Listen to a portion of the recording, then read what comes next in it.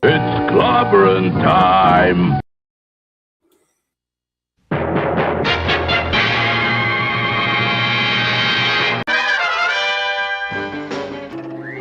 Atomic batteries to power. Turbines to speed. Roger, ready to move out.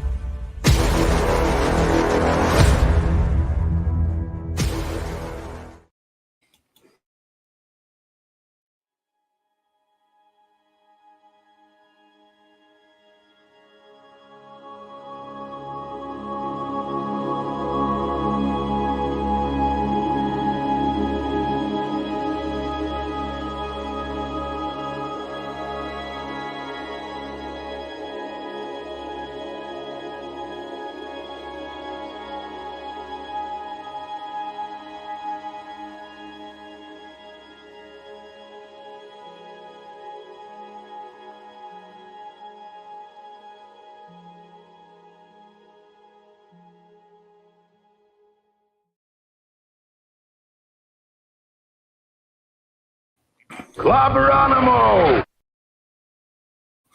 Clobberonimo indeed. Greetings, clobberers, clobberonimos, clobberoosties, clobberoids, all the clobbering out there. But greetings to you all, my good friends. How about that? Make it simple. Welcome, everybody. Good to see you. Welcome to Clobberin Times, Wildcard Wednesday night, CT issue number 512 on YouTube and 1,212 overall. Yep. And here we are again. Here, this is my third stream of the night. Yeah, buddy. I want to thank our good buddy Raymond Feliciano for King Dolphin TV in color for having me on earlier. And then after that, of course, Loki, the great Loki channel, my good buddy Loki with the comic book roundtable there with the big gang there with the great classic comics and 24/7. My buddies there, and of course the great Stone Loki. I appreciate that. And now here I am for my own little show. So it's good to see you all. Let's see here. Only show notes are beeswax as usual. I'll be on at 7 p.m. Central, hopefully if I'm home, on the great Midnight's Edge After Dark with the great Tom Connors and the Mead After Dark, Midnight's Edge After Dark gang. And I've always enjoyed that. And then, of course, tomorrow night, it's the Clubhouse with my wonderful first officer, Commander R.M. Briggs, and the great chief engineer, Mark D. with a C. And on Friday night, I'll be joining the great Dadman Walking's channel, my good buddy Dadman. I believe it is 7 Eastern for that. We will continue, as we have the past couple of weeks, talking about the NFL playoffs, and I guess we'll talk a little Super Bowl. And then 8:30 p.m. Central Standard Time, the great Nick Weiser's channel, the Comic Shop Boys, the Friday Night Comic Shop Boys, reviewing number 5 of the Infinity Gauntlet, and of course, Saturday Night Star Trek. Of course, every Saturday at 9 p.m. Central Standard Time, it'll be the Season 4 wrap party for our Deep Space Nine reviews We'll review one episode, and then we'll have some of our crew comes on. Hopefully, the great Lord Thoth will be there, and hopefully Jill will be there. We'll join Mark and my wonderful first officer and us and Raquel to talk a little bit about our best episodes and our worst episodes, and just kind of a little kick back and talk about the way things are going for the season and stuff and such. So, looking forward to that. And now, shout out time. Of course, shout out time starts out with what I do. I like to shout out our great wrenches, whether they're here or not. And I haven't seen the chat yet, so I don't know who is here and who is not. I shout them out, then say hello to everyone else who was with us in the evening. But of course, there's the great Eric K., the wrencher of Bronze Wrencher. Oh, the great, always great. And we love Eric K. And of course, the Vindicated Wrench of the North, the extraordinary Chris Persia, buddy. Thank you for all you do. D. Bud Martin, the Wrench of Iron. And of course, I think I saw you here. I got a glance at the chat a minute ago, and if I'm not mistaken, the great Lord Thoth. Wrencher God Extraordinaire, and of course, Avon lives and long live the Legion, sir. And shout out as always to the lovely Lady Thoth. The Wrench Without Fear. J-Man, my partner in crime on Earth B. Earth B soon, buddy. I'm coming up with I'm narrowing it down, bro. And if you have any suggestions, they're always welcome. Master of the Clobberin, of course, great artist extraordinaire of the cover of R.M. Briggs' extraordinary book, Science Fiction Tales. And Super Wrench Kal-El, buddy. And Wheelers of Wrench Mionia, Maddie's daddy. And of course, he's a wrench and a half, that Phantom Outsider. So let's see who is here with us, other than our dear friends that we've just shouted out. Stuart Mitchell, what's up, buddy? Always great to see you, my friend. Thank you for being here. Hope you are doing well. Wagner, what's up, bud? Michael Carney, hey there. Good to see you, buddy. Let's see here. Hang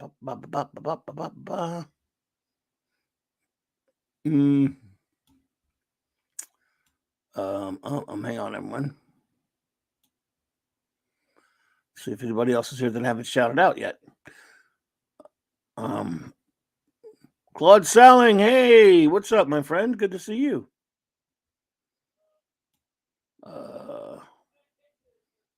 Brian Hepburn, good to see you, my friend. And Lemon Pie, hey, Lemon Pie. Let's see here. Donnie Pearson, what's up, buddy? National Freedom Day. I got you. Well, it's good to see you, Donnie. Always a pleasure, bud. I'm glad you're here. Let's see.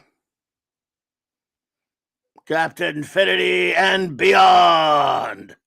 What's up, my brother? He says science fiction, exclamation and question mark. I don't know what you mean. Are you asking me? Is my name science fiction now? I don't know what you mean, sir. Whatever do you mean, the beautiful and the lovely, beautiful Sherry. Hey, Sherry, look at that beautiful face. Always a pleasure to see you, my dear, of the famous Legion of Memers, of course. Shout out, long live the Legion of Memers, as well as the real Legion, of course, the superheroes. Death Ray, what's up, buddy? Good to see you. And that's so far. I think I've got everybody. Anyone else pops in will be duly greeted. Yeah, it's just a wild card Wednesday night. Not much going on, of course. So I thought I'd hang out and talk to you guys a little bit. Yeah, I think that's what I would do. I think there's not. I mean, man, that there's not much going on. And is there? Huh? Yeah, of course there is. I've been on already a couple of shows now, 3 shows since the news broke.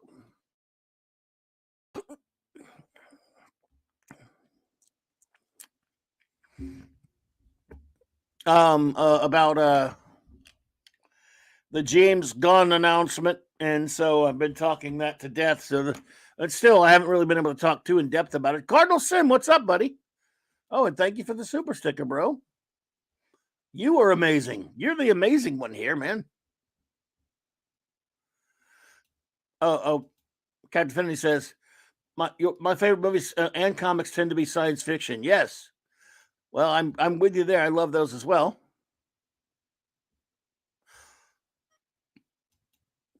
Club, I have in my you have the new Legion of Superheroes 4K.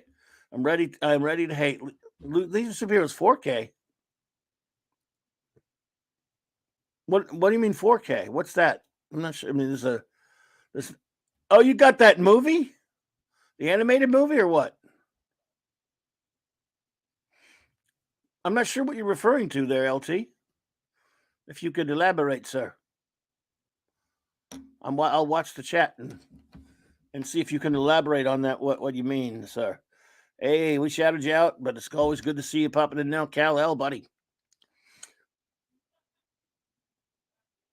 Oh, is that that stupid new animated movie? Well, I mean, I haven't seen it. You guys are gonna have to tell me, but you know how skeptical I can be. The things I saw on it,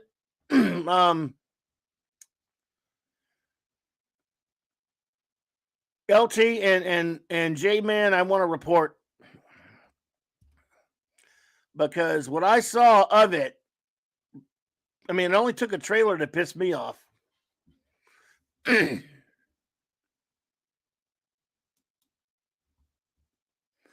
So I didn't even know that had already come out.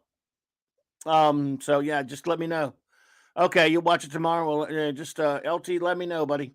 And J Man, I'd like to hear your thoughts as well. What I saw of it, I didn't like. I didn't really. It didn't thrill me. Listen to J Man. hey, hungry boy. What's up, HB? I didn't watch it yet, but you will not like it. I'm positive. Well, what kind of a talk is that? I mean, I'm positive that I won't, but you know, it's almost like you think I hate everything or something, J Man. But that's a common misconception. Everyone thinks that about me. What could I do? Well, I mean, there's so much that I see that. Yeah, by the way, yes. I want to know what you think about it, though.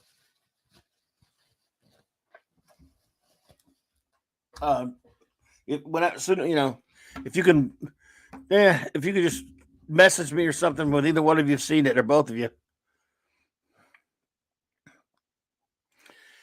You think you got me figured out, do you? I don't know. I'm glad somebody does because I never will have me figured out. I try not to because I'm not only a dull subject, I'm just impossible for me to understand. But then why would I understand me?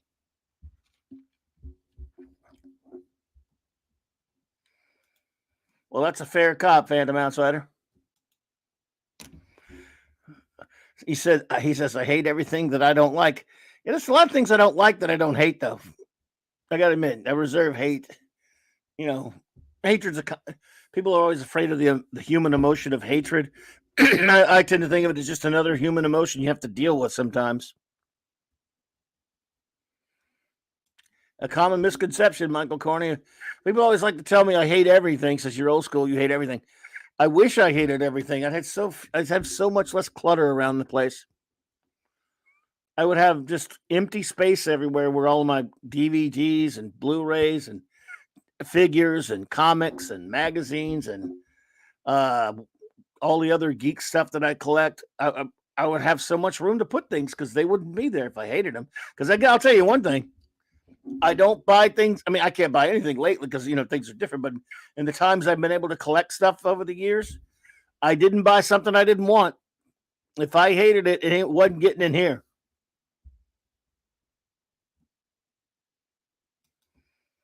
Clobberin endorses many things. Anyone calls him a hater just needs to say UFO and say the UFO. Thank you, HB. I know, Michael. Believe me, I'm just saying. I always like to. It is an interesting thing to speak to because I get it so often. Reason why I speak to it, Michael, when someone doesn't hear, even if they're just kidding, is because I've gotten it for years. To me, it's sort of an interesting psychological study to me. I mean, yes, I've let it. I don't let it bother me like I used to. It did used to bother me now because I would get that from everybody. I'm always like, well, I don't know. I can't say I hate everything because I like a lot of stuff. But people will be like, yeah. I mean, it really did kind of used to get me. After a while, it kind of depressed me. I'm like, I don't understand. I like a lot of things, but I do believe you should be able to be critical.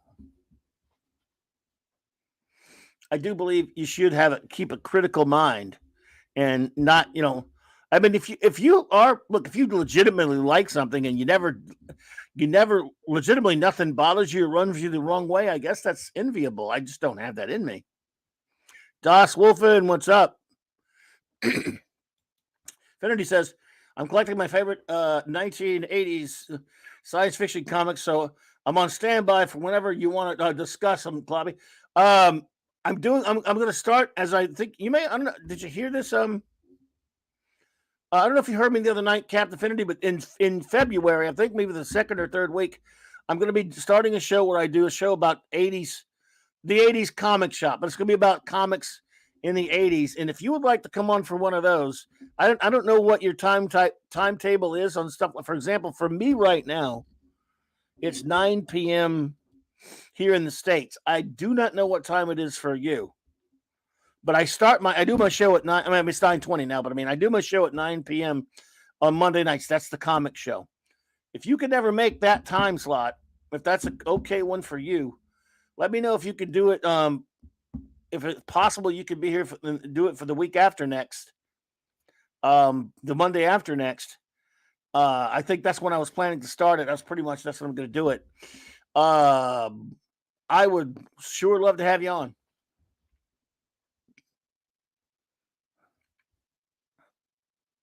Right. It's 10:20 Eastern, so it's 9:20 Eastern for Sherry. It's 9:20 Eastern for me. So I don't know what time it is for you or what kind of schedule they have there, Finity, because I know you stream a lot.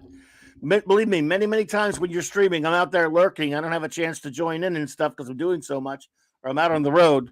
But I listen to you when I can, and I watch, and I get the like in there at least, and I'm able to listen when I can. It's just that I'm rarely able to say anything in the chat. So let's see. J-Man, you get accused of hating everything, but I buy every movie. What the? Really? I can't believe you get accused of hating everything. That's one thing. If anything, I've accused you of liking too much, dude.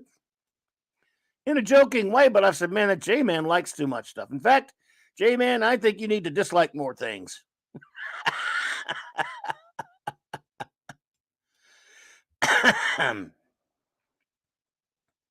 So, let's see. Sean and I do comics of the 90s. I know it's the 90s, but we love them.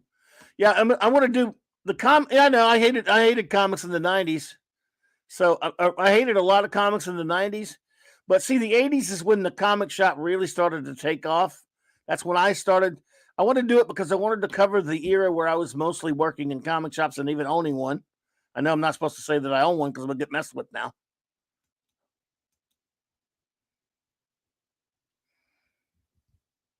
And by the way, J-Man has a great channel. One of my favorite things to watch is when he and Sean talk about comics of the 80s.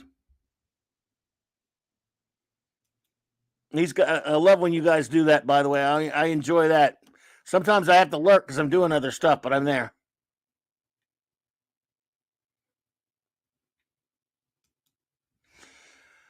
Oh, and I hardly sleep. Anytime it's good. Man, humbly request Hungry be there. He laughs indiscriminately at everything I say. Hungry boy, I don't know. What does he know about comics? I'm just kidding. So, yes, Hungry Boy is more than welcome to be there. I would love it, but that's of course up to him. So you'd have to take that up with him. The invite is open for both of you.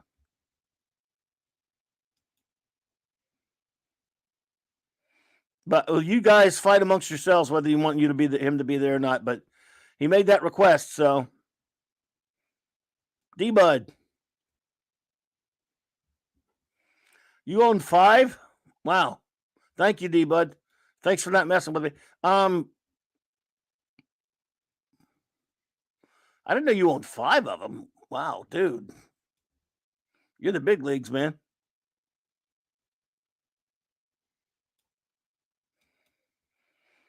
I did like a lot of comics in the 80s, but I had a lot of problems with the mainstream stuff, Das Wolfen, but you're absolutely right, by the way.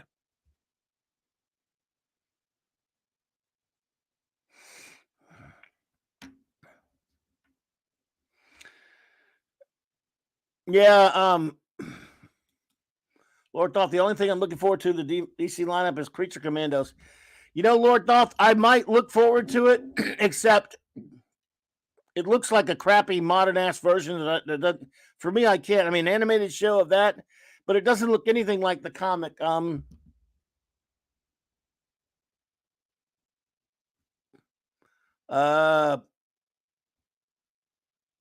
Let's see. What'd you say? Hungry Boy says. Club, I need to do a Steranko talk. Oh yeah, yeah.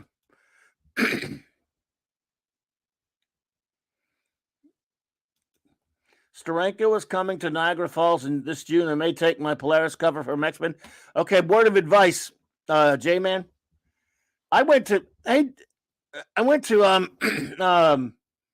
I tried to get in to get Steranko's autograph one time at Dragon Con, and he only had one guy standing in front of the table. I actually was going to buy a book he had there. And I must have waited for 30 to 40 minutes. He wouldn't stop talking to the guy. And I know he saw my monstrous, mountainous ass standing right there in front of him, waiting. And he just kept talking.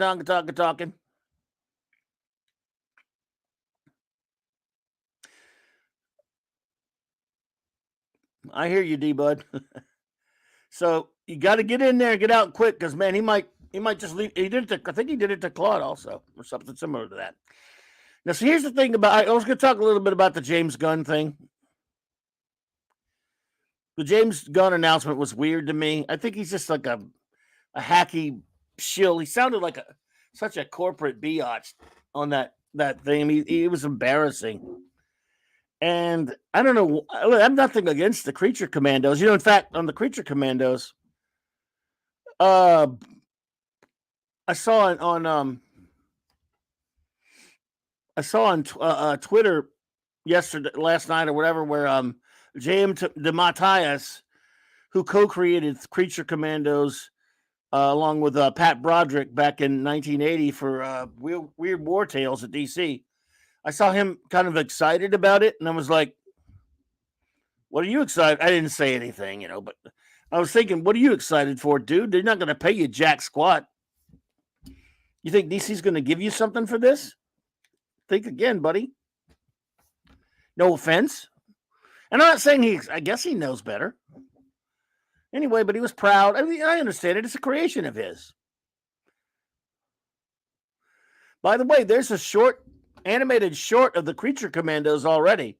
It was done for one of those DC animated movies. It was on the front of one of those DC animated DVD Blu-rays. I don't know which one it was on, but they did one. And at least it was the correct group. This doesn't even look like the right group.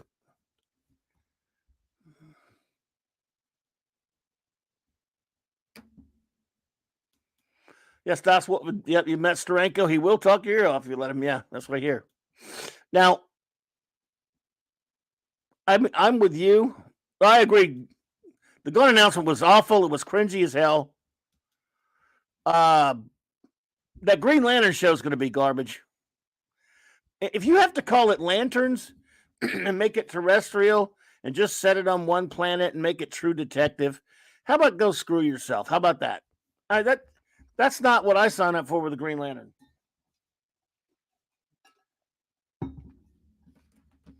Why would any Green Lantern fan want to see that crap? Why? I can't stand this shite where people will take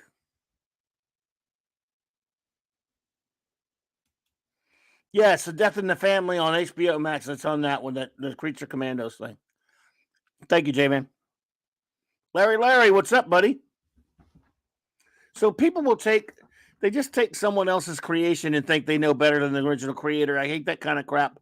Even though they're adapting it from one medium to another. They've done it in comics with comics characters, and now they always do it when when they adapt or translate characters from comics to movies. There's nothing new about it, but it really aggravates me. Who wants to see True Detective Green Lantern? Yes, he's cosmic, exactly, Larry. Really? Who looks at that and goes, "Wow, James, that's amazing"? Did Tom King give you that one too, by the way? And I found out tonight. Loki tells me, I didn't read this because this is news to me. If this is true, he's saying that that idiot Tom King is going to be in the writers' room. Well, there's a DOA right there, folks. J.D. Lewis. Exactly. LT. I mean, why? And let me ask you this. Which one of you ordered a Waller show? Exactly. As soon as King was mentioned, it was a done deal for me. Which one of you out there ordered a Waller show without telling me? Who decided we needed an Amanda Waller TV show? Oh, I heard it was James Gunn's wife. Who cares about that? Who's going to watch that? I used to think I would watch any old thing. I mean, I would sit through something if it were comic book related just to see if it's any good. Who'd watch that? I wouldn't even watch it. And I watched Peacemaker.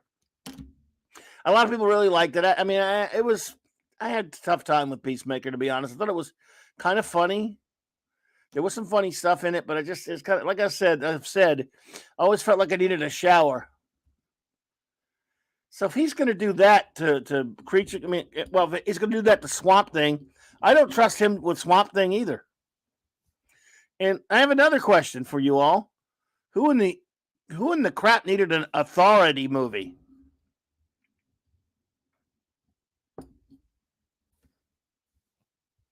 That's exactly right, LT. I'm with you there.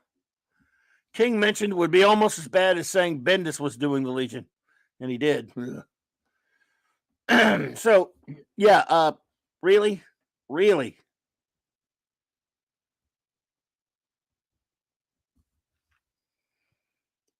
May as well bring Bend Ass in there. James Gunn's boyfriend. Look, I don't get it. I don't get it. None of these, all of it, he sounded like an imbecile. I don't trust him with Superman one bit. I'm sorry. And it was kind of weird. It was surreal. I pointed this out earlier on the show. When I was on with Loki. I said, did anyone else get a weird feeling watching like he looked like a hostage with a gun pointed at him from off camera, saying you need to smile and sound like a corporate shill, and instead of everyone thinks of him as some big rebel. James Gunn, some big rebel, some edgelord. I mean, this is a guy that tweeted all kind of nasty things about kids as jokes. And there were jokes and all that stuff. Fine, there were jokes, whatever. They were pretty horrible, but they were stupid jokes. And he goes from that, being this rebel, this guy who makes some pretty out there movies. I kind of like Slither. And I like this Guardian of this Galaxy movie. They're fine. Movies. They're okay movies and stuff. But the guy's a big edgelord, but now he's just a corporate shill. I mean, he looked like he was a hostage. Hey, Snuggly Jr.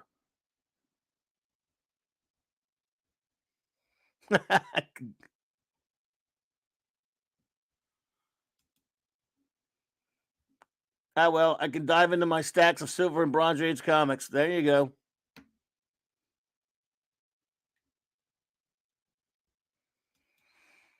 All this stuff makes me yearn for a new Howard the Duck film instead. See, if James Gunn had stayed at Marvel, he could have done that. But,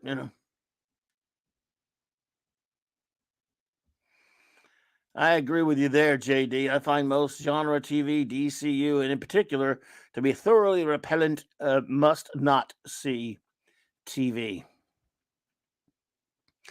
See, a planetary movie might be good, but it shouldn't have anything to do with DC. And I think they're going to blend the Authority into their stupid DC universe. Waller is linked to Gunn's DC projects and a continued paycheck for his wife, so it was expected, yeah. Although the character is portrayed has gone away heat with me. Gone away heat with me? Yeah. Exactly. Exactly. Kal-El. So, unfortunately, that weirdo though he was, we could have used Gerber, but he's no longer with us. I think Gunn was handed a list. Here's all the crap in the pipeline. We can't just dump. So upsell it, James. Yeah. She had Morse code blinking. No, yeah. I mean, that's a good one. That's pretty much a good way to look at it. Fanty.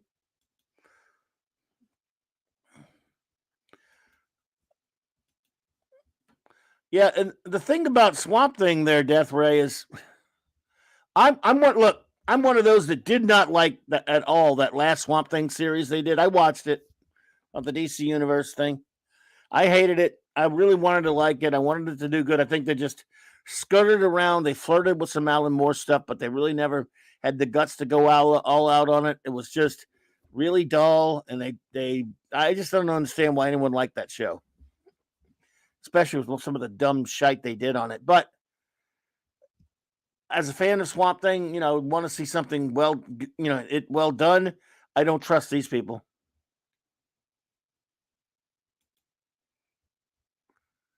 So, like I said, the other night when I first saw this, last night on Midnight's Edge, I was a little bit more.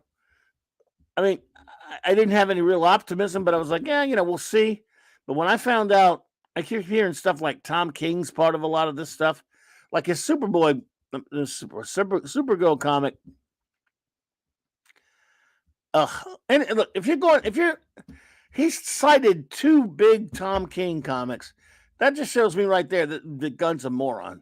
And this idiocy of having a Batman, a Brave and the Bold series with Damian Wayne. I'm sorry, folks. I hate Damian Wayne. I hate him. Now, let me be clear about this.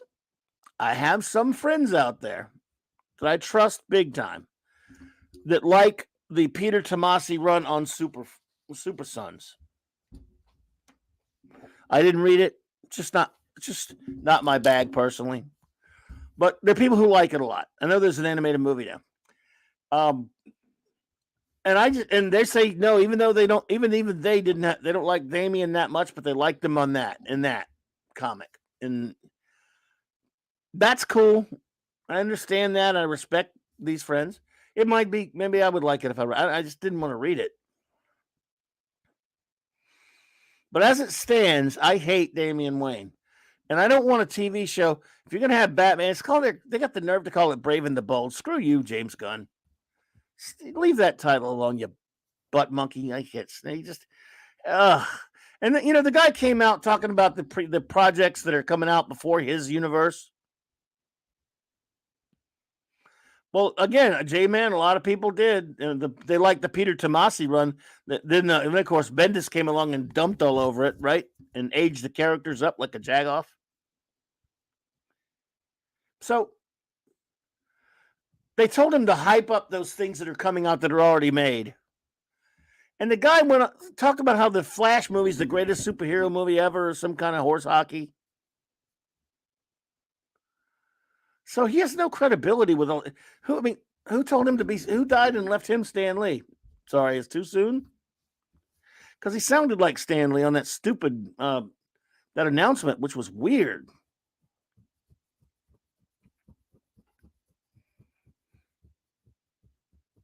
Yeah, Wagner, that's right. The Brave and the Bold movie should have adapted Bob Haney's story, so it'd have been better off for it than this crap. So I don't buy into any of it. He was talking all this glowing talk about how great, all these, and he kept saying everything's marvelous and fantastic. You notice that like every 5 seconds?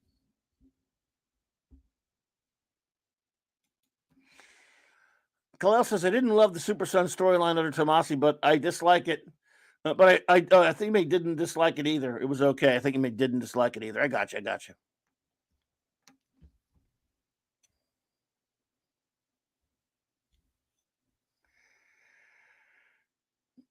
Yeah, he was Funky Gunman. There you go. Yeah. So, yeah, look, he was, but he was going for that kind of hype effect. I know what you mean, though, Snuggy Jr. But he was trying to sound. I mean, it's just not. It was unbecoming a guy that's supposed to be like one of these guys that used to be thumb his nose as up at the system. Now he's paying his debts.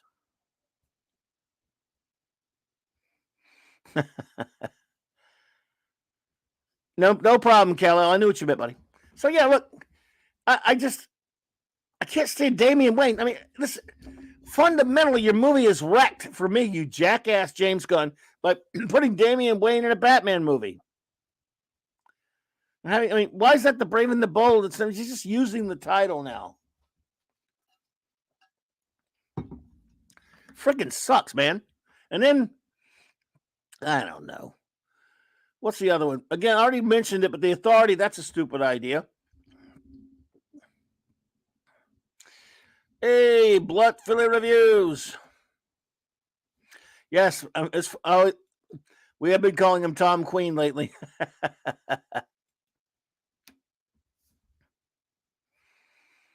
Yeah. Ugh. Why? So who's excited about this thing? I mean, what is there to get excited about? It's going to be more pap. His Superman movie is what he's launching with, and it's going to be 2025. That sounds pretty close, doesn't it?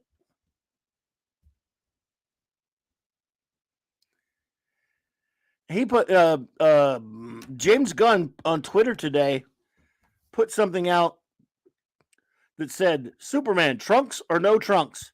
And then he immediately right there tweeted, by the way, this is not going to be decided by a Twitter poll. I'm just doing this for fun.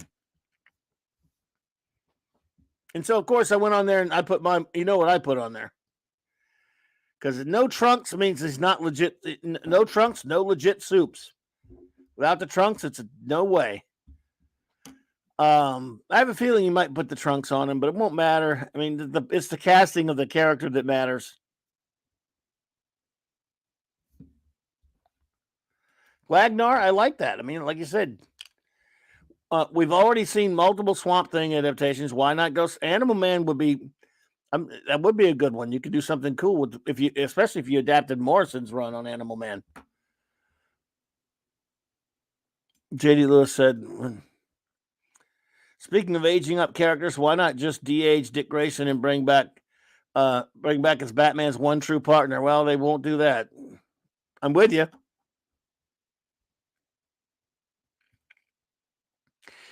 Now, the Booster Gold idea, again, that's something that could work for a guy like James Gunn. Blunt Philly says,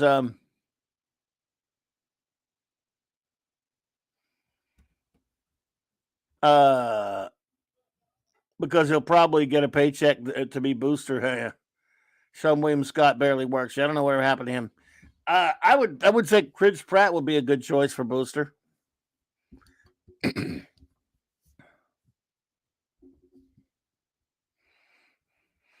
Grant Morrison is the bomb. I think he should be bombed.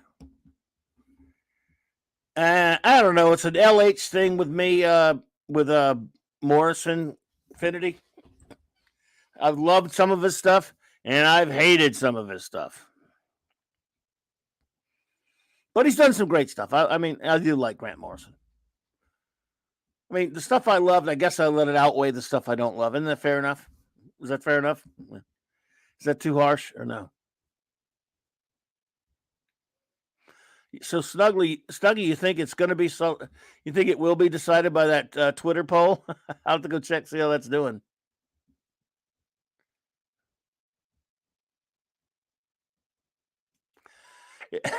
If they were to de-age Grayson, you know which way they would go with that. I am Tim Drake's newfound freedom. Yeah. J-Man says, I would watch these movies and see what I think of them. Oh, yeah. I think then. I don't care about any Marvel or DC thing at this point. Once they make the movie, I'll review it and see what I think of them. That's pretty much all of us, I think. Well, Finity, wasn't Flex Mentallo on the Doom Patrol show? So I don't know why the movie hasn't been greenlit yet, but I'm sure they're on it.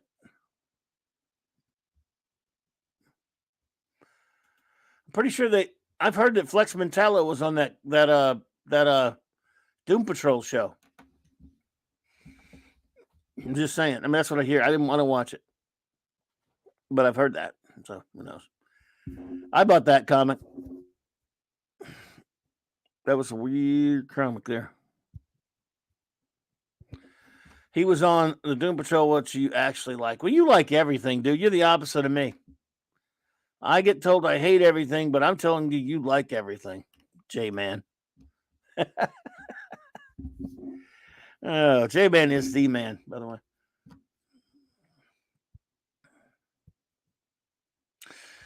But yeah, the 80s comic shop show, I'm just going to talk about. I'll talk about comics, but we're going to do it from a standpoint of I'm going to talk about what the business was like as well and what it was like to work in comic shops. And, of course, obviously talk about a lot of the better comics.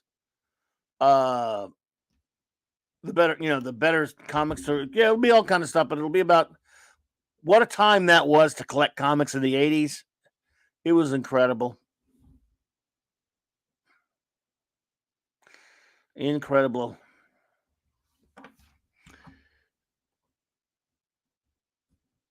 Yeah. No, and The Invisibles is a TV show. That would be trippy, Infinity. Yeah. Invisibles. I didn't read Invisibles much, but yeah. J-Man going back to Earth B. Hey, J-Man, I've been trying to pick out our next Earth B. I'll have it in the next couple of days. Let me know what's a good day for you, a night for you. We'll do a double feature. Because I'm chomping at the bit to go back to Earth B with you, man. It's just too much fun.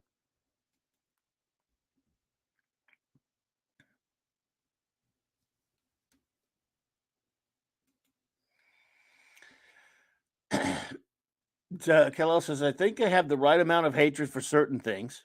Although, thanks to Hollywood, more and more things that I used to love are constantly being added to the list. That's me. Right there with you. Maddie's daddy. What's up, bro? Good to see you, buddy. Kal-El, that's me, man. Me right there. I'm right there with you, buddy. Of course, I'm just probably ahead of you in terms of things I can't stand. But they've ruined, not just Hollywood. Comics started ruining all the characters I love in comics way before Hollywood started doing that crap, really. Indeed, Larry, Earth, a kit. Indeed.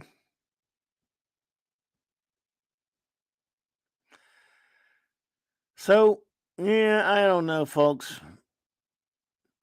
I don't know who got worked up or excited about the gun thing. Then one of the funny things about the gun thing, though, that was funny to me was that it probably pissed off all the Snyder bots. They hated it because he didn't announce anything they wanted. So that does tickle me. All this hashtag fire James Gunn stuff. Like, yeah, shut up with that. He'll take care of himself. I mean, what'd you expect if they didn't hire him? It'd just be someone else that wouldn't be all that great either. If you know what I'm saying.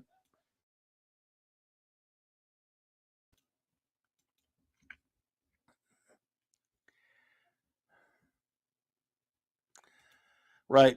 That's why whenever they announce a reboot or something that I grew up with, I wince and cringe at the prospect. That's me. Yeah. I don't look forward to anything anymore. I never look. There used to be a time when we all go, hey, they should make a movie of this or a movie of that or whatever. You know something about that, though, Kal-El? And I've come to a point, and I'm just being old, right? I've come to a point over the past few years that, and it's not because of whether movies are, let's say movies were really, the comic movies hadn't gotten bad yet. Let's say we're at a point where they were still pretty good. I mean, obviously they're not all good, but you know what I mean? Because there was a time there that were pretty good for a while, fairly consistently, not of varying degrees of quality, but not horrifically bad. At least I think so. So let's say we were there. Let's say they were making a lot of good ones. Let's say we weren't where we are now. They were just, somewhere in the middle of that Marvel Studios run where once a year they were coming out with a couple that you would go, like the next Avengers movie or the next Cap movie, and we were okay. We were like, that might be good. Maybe it won't, but maybe it will. Let's say we're there right now. If we were there right now, and because I started thinking about this back then, even I was like, you know what? Why do we even Why do we? What makes it such a big deal that comic book characters get turned into movies or comic books? Think about it for a minute. I'm talking about as a comic book fan. What? Don't get me wrong. We all like movies, and there is something to be said for seeing these characters that we love pop out onto the big screen. I get it. I'm there. It's me too. But what is it? Why is it that big of a deal? These are comic book characters. In other words, it's fine to go, hey, I like one of the Spider-Man movies or the Superman the movie or the whatever. Even as much as I love Superman the movie, when I think as a comic book guy, when I think Superman, I don't default to movies or TV or even maybe cartoons a little bit, but mostly comic books. When I think of any of these characters, I default to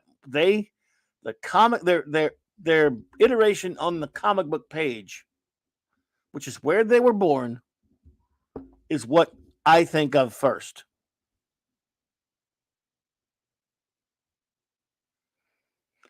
I don't think of a movie first, because a movie is 2 hours, one and done, every couple of years if the character's popular. The character, however, has lived in comics for 40, 50, 60, 70 years, and there's gazillions of comics, some good, some bad, some blah. But that's what that character is, a comic book character. If they never make a movie, let's say we don't cringe every time we hear a character gets announced because they're going to get screwed up. Let's say we live in a time where it's some hope that it might be good. I'm still, when I hear it, I was like, oh, that's cool. I can't wait to see that. But then I started thinking along those lines, like, why? I mean, he's a great character no matter what. And they're still, even in these times when they're good, they're going to still change stuff. They're still going to mess around with him. So, is it that important now? And so I thought about it. And I was like, the closest cousin to comics is animation. Same here, JD Lewis.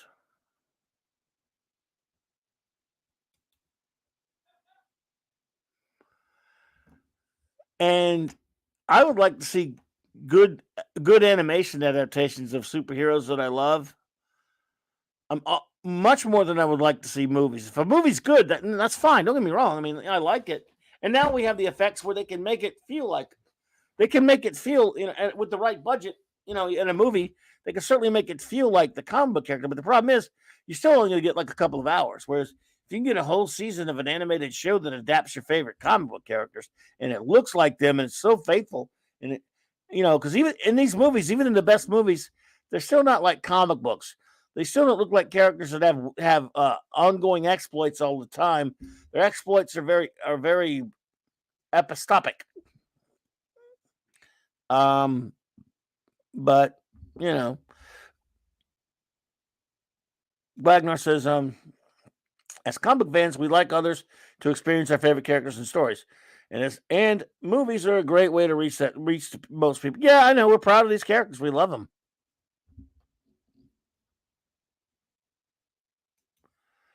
Well, for me, I used to love says Kal-El. For me, I used to love the interpretations of these characters because they largely stuck to the source material in terms of the characters' traits and motivations.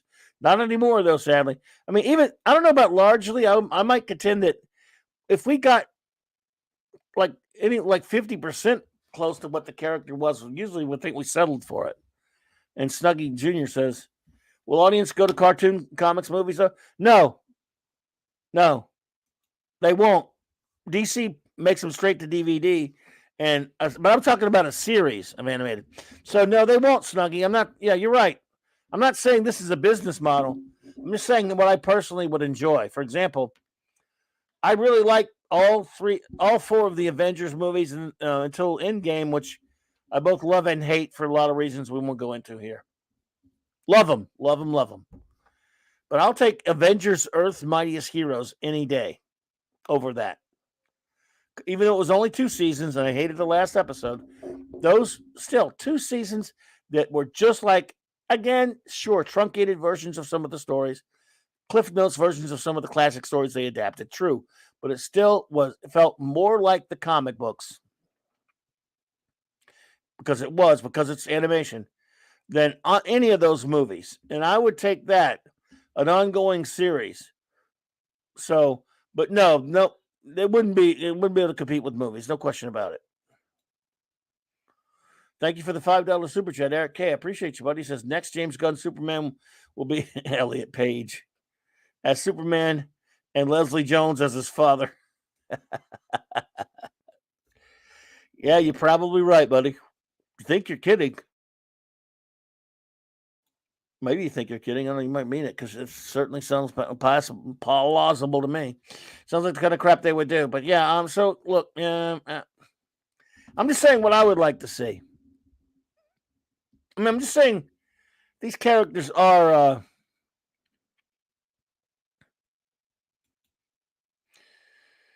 Clobberin says, let's see, I mean, Kal-El says, I meant that Superman acted like Superman, Batman like Batman, etc. So even if they alter some things about the characters and the stories, at least they didn't deviate too far. Yeah. No, you're right. I understand what you mean there. Thank you. The 1967 Fantastic Four cartoon is still the most faithful adaptation I've ever seen of a comic book, says D-Bud. Yeah, it was great. And they'll never do an illegal DVD set of that for some damn reason. They have bootlegs. It was great, though. I love it. Great stuff. But what y'all do? So, like I said, and I did a couple months back talking about interpretation of, hey, Keely Chow, roll tide. Good to see you. An interpretation of a superhero from a Marvel or a DC movie as opposed to they are in the comics, or how they're, how close they get, to portraying them properly in comics.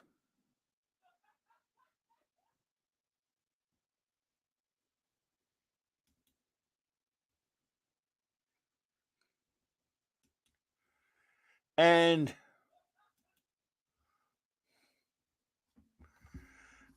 I'm trying to think all right, let's see. I've talked about this before. Superman from just Superman the movie, because I don't like a lot of what they did from Superman 2. I would say that character is as close to 100% accurate. I would say I'm going to go 100%. The Richard Donner Superman characterization 100%. Situations 100%.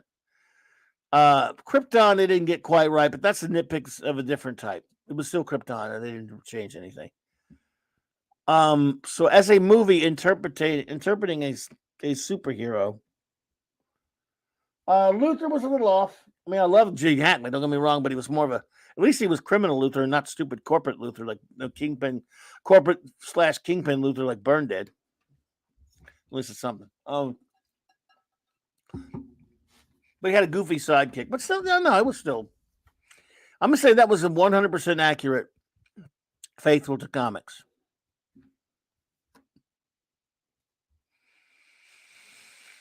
Batman Adam West TV show.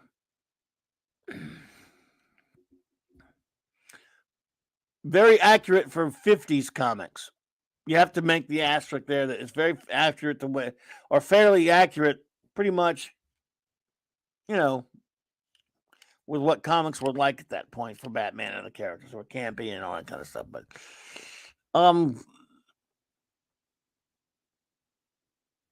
But just as far as the characters concerned, let's just stick with the characters for a second. Christopher Reeve was perfect as Superman.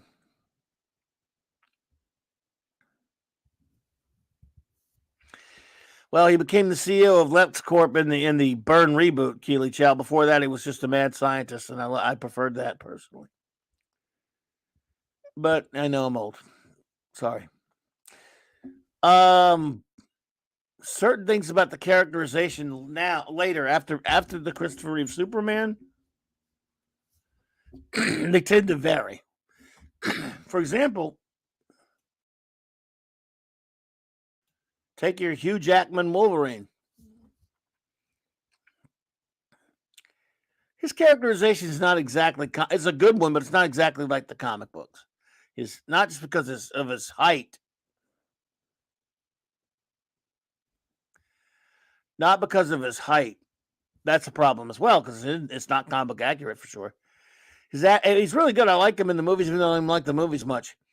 He's not the flamboyant Wolverine of the comics. He doesn't act like him that much. It's probably more of a, it's like 50 to 60% accurate because of his powers and stuff. But it's still pretty decent. Take the Tobey Maguire Spidey. I think you're only looking at something like maybe about a 60% accuracy because powers are not, his powers aren't right because he has a stupid organic web shooter. Sorry, don't like him. Other than that, they're pretty good. The powers and the costume is pretty damn good, but he doesn't really act much like the wisecracking Peter Parker Spidey that we love. So, and again, I like the movies. Okay, I'm just saying.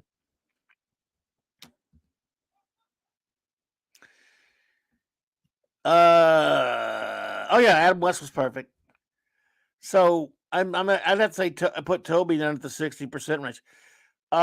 Let's take Tony Stark RDJ. RDJ is Tony Stark. If you're going comic book accurate, let's be honest here. Probably around the. I mean, this is not to say that it's not good. I think he's great. He's probably around the 50 to 60 maybe percent range in terms of his characterization, the way he talks and acts in the movies. Armors are pretty much like in the comics with different, obviously there's, slight differences, but there still is armors and his power set and all that kind of stuff. I think because a lot of that you have to bump it up a little bit higher to 70, just because, even though Tony Stark doesn't really act like that in the comics as much, it's not bad. It's still a good, and of course, that's not a quality. And that's not even judging the quality of the films or not. I'm talking about how close these characters are to the ones we love in the comics. I hope Oliver Belmonte says, I hope James Gunn can bring out Sergeant Rock, Zatanna, Shining Knight, Static, and Mr. Terrific. Underrated DC heroes need the moment to shine after being attached to too much to superhero fatigue syndrome. Well, we'll see. I mean, I don't have any faith in Mr. Gunn personally. So, Captain America by Chris Evans. Wait a minute. Before I do that, The Human Torch by Chris Evans. Not good movies at all. As a Fantastic Four fanatic, I can't endorse them. As Johnny Storm, he may be almost in the 90s, 90 plus percent or more, maybe almost close to 100. Obviously, he just acts like Tony Storm, like Johnny Storm did. Johnny Storm. I mean, I got to give him almost as high a mark as you can get playing that character in crappy movies. As Captain America, I'm going to give him almost the same rating. And again, when he was announced as Cap, I liked him as an actor. As a human, he's a putz, but I just didn't think he was the right guy because of his flamboyant portrayal of Johnny Storm. I didn't think this guy was going to be, Steve Rogers.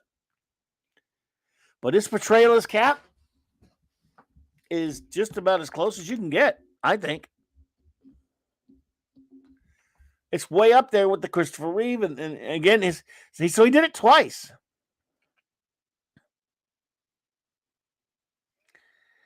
Chris Hemsworth is Thor.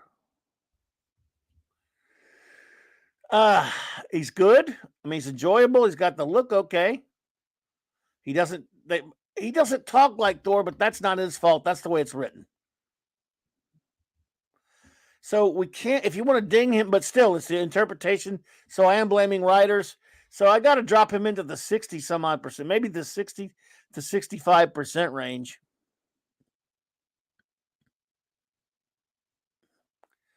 because visuals are very important, and the way a character talks is very important. I know it's not his fault, but it's still, as far as the interpretation as a whole of the character, I drop him into the 60 some odd. I'm not saying it's bad. I love it. I mean, I think he's great. Until later when they ruined his character. He's a character that got really screwed over bad, and he was ruined. So, but still, and then he dropped below the 30% range because he started doing shit Thor wouldn't do. But at first, at least, he was at least in this.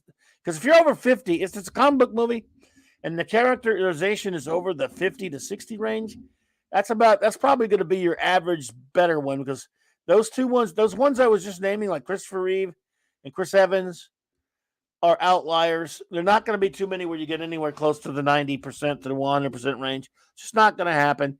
Now, Michael Chiklis, as the Thing, his performance is great, but I'm talking about the whole thing, not just the actor. We're talking about how he's presented by the people who make the movie. He looked terrible as the Thing. His performance is fine. He was written well, but Ben Grimm is not supposed to be.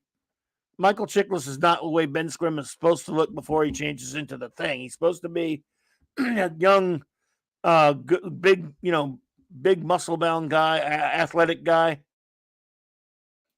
So it was a total screw up. I have to give him like a 40%, and it only gets that high because Chiklis does an excellent job in the role, and he's actually written fairly well for a lame movie.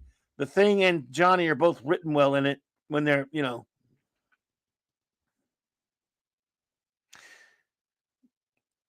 So, who's another one I could throw out there? Hawkeye. I like Jeremy Renner. His Hawkeye he's fine for movies. He's really not the Clint Barton of the comic books. Not in look, and really not too much in personality. You got to drop him down into the 20, into the 20 range or lower. For me, that's what I got to do. Snuggy says, Man, Woman, Man Thing, and Werewolf show was awful. Yeah, I kind of like that thing, but yeah, I didn't really like the way they handled Man Thing either. Snuggy, I'm with you. Who's another character from one of these that we could pick apart? Or praise. Who's one we can praise or pick apart? Let's see. Who's somebody else? Who else should I go after? I'll tell you a really horrible one. Is Shang-Chi. Of all the Marvel garbagey movies and such, he might be the worst translated. I'm sure I'm forgetting somebody. So let's just stick with the MCU/MCU. In the MCU/MCU, the worst interpretation from comic book to screen of a character is Shang-Chi. He deserves a 0 nothing. Because garbage casting, and when you have garbage casting, you don't have to say much else, do you? But his character's written pathetically as well. The whole movie is. So it's the worst. Yes, Eternals are right there as well. All the Eternals are horribly cast as well. They can't. Right there with them. Yeah. How about Black Panther? Here's a mistake. Here's this thing. Man, in Civil War, Chadwick Boseman was. I would rate his casting up to the 90 some odd range. Way up there with the others. Perfect, brilliant, great, and he was allowed to act like T'Challa.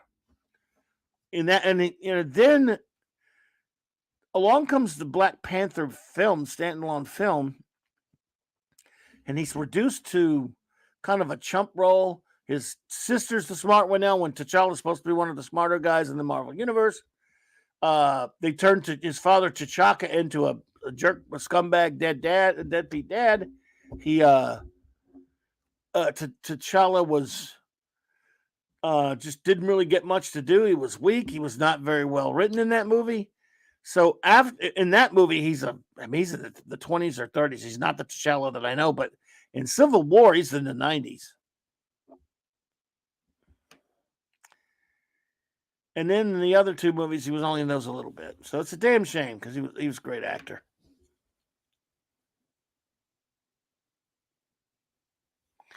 Oh yeah, you're right. That's a good point. Fanti, you were absolutely. I'm sorry. Uh, Namor, Namor, the Submariner in Wakanda Forever is probably the worst of them all for the MCU movies. I'm gonna go worst. Since he's such an important, big, great character. Oh, Eric said take a leaky ruined Chris's Thor. Take a leaky. Yeah, Saki. Yeah, said he would never play Thor again with him directing, and said they need to respect the character. Well, I like that though, but I don't think he respected the character when he wanted him to ruin him in Endgame though. So I wonder about that. I think now I've got some reservations about his Hemsworth, who because he should have said that with Endgame. He was all for ruining the character in Endgame, but he didn't see it that way. But I do.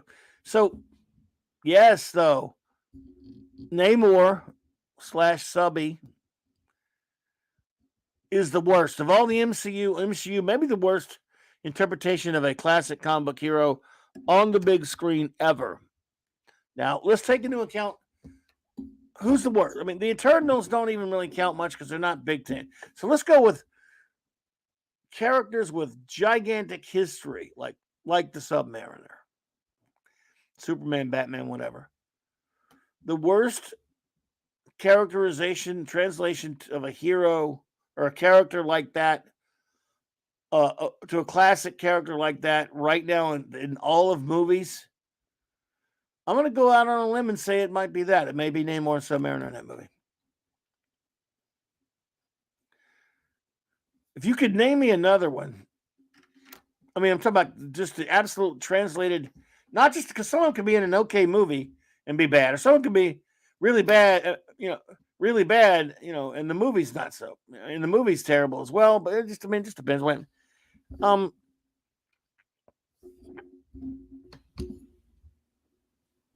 Too clubby. Let's see.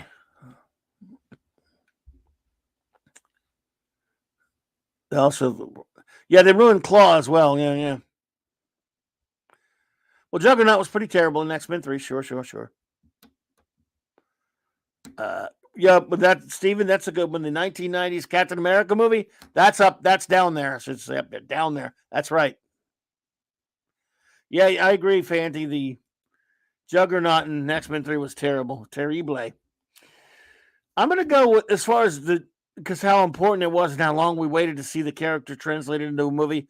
I've had some time in a few months to digest it.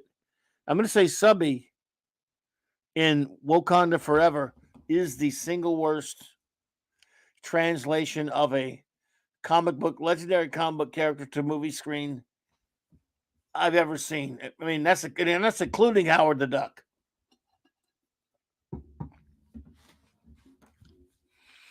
Galactus is up there. You're right. That's a good point. But see, it was stupid what they did to Galactus, but we didn't even get to see him as a character. We just saw a cloud. So, yeah. It was even more embarrassing what happened to Namor. Yes, Guagnar in the 80s Captain America. The Italian Red Skull, pretty bad, buddy. Pretty bad. So, yeah.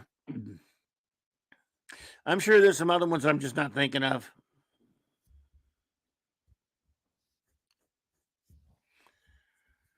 That's right, Eric K. Juggernaut is not a mutant. Gas Galactus is bad, but again, it was just stupid. We didn't get to see the character. We wasn't really the character of Galactus at all. So, yeah, look, man, yeah, so I don't know how I got on that, but Jesus H. Christ, it's terrible.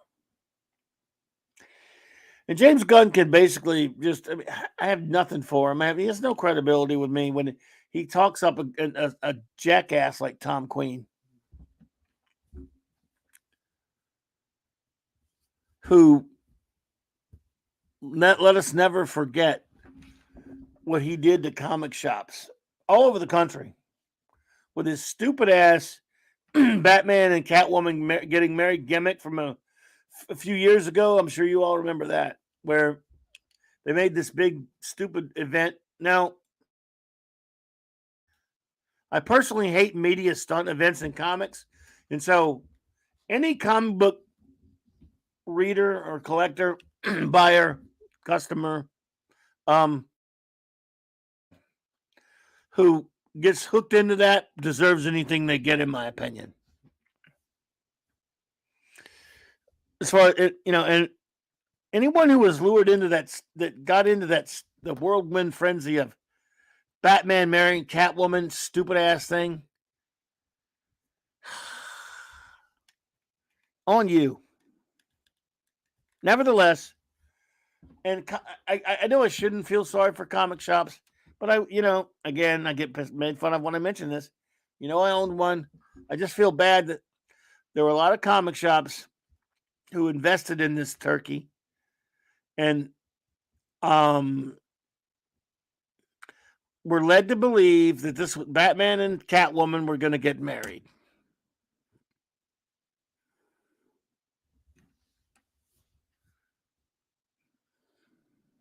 But then, like, what was it? Was it a week or so before the big event came out? A couple of comic shops got wind of that it wasn't going to be the case, that Catwoman was going to leave him at the altar. But they were building up to it. It was huge. It was a big one of those events that I'm so sick. I was so sick of events in comics a long time ago. And every time I would hear about this back when it was happening, I can't even remember the year it was now, a few years ago. I was like, who gives a shite? First of all, it's stupid. They don't need to get married. But they did this back, remember they did it when Spider-Man get married? They did it when Superman got married way back in the comics. Way, way, way back. So it's like Batman getting married to Selena Kyle. Okay, no. At least not in a comic. It's the kind of thing, one of these days down the road he would do. But it's just like, anyway. So he's getting married to Selena Kyle. And wow. Kyle says, that storyline caused me to stop collecting the Batman comic post Rebirth. Wow, I don't blame you. So, apparently, the story is, as I've heard it, is a couple of people with some comic shops, I think, leaked the information that it was. They found out. Oh, Das Wolf, have a good night. Take care, my friend. Thanks for being here. Leaked the info. If I remember this right, apologize if I'm not remembering correctly, but that they were not going to get married. Batman was going to be left at the altar and some kind of horse hockey, and I don't know. Then so what happened was Tom Queen got really pissed off about it.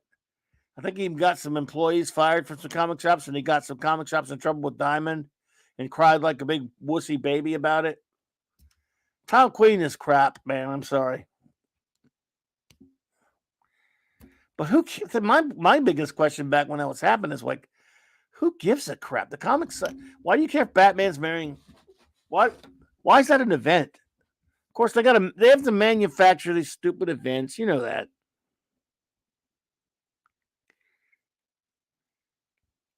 But I mean, it was fine when they would do it. Like, I remember when Reed and Sue got married in an annual. It was an annual. Okay, didn't have 50 fold and bust variant covers and that kind of crap.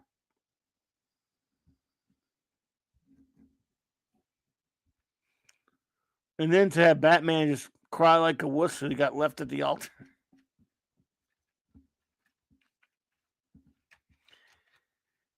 Ugh.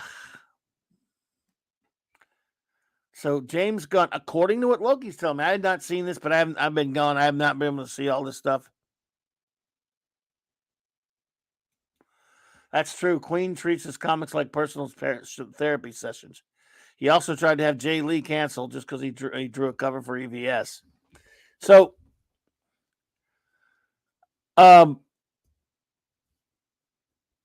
if it's true, what Loki told me about Tom King is going to be in the writers' room for these DC projects coming up in the movies, then that's all I need to know.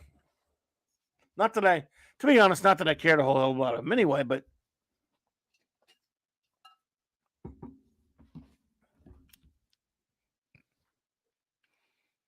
I don't.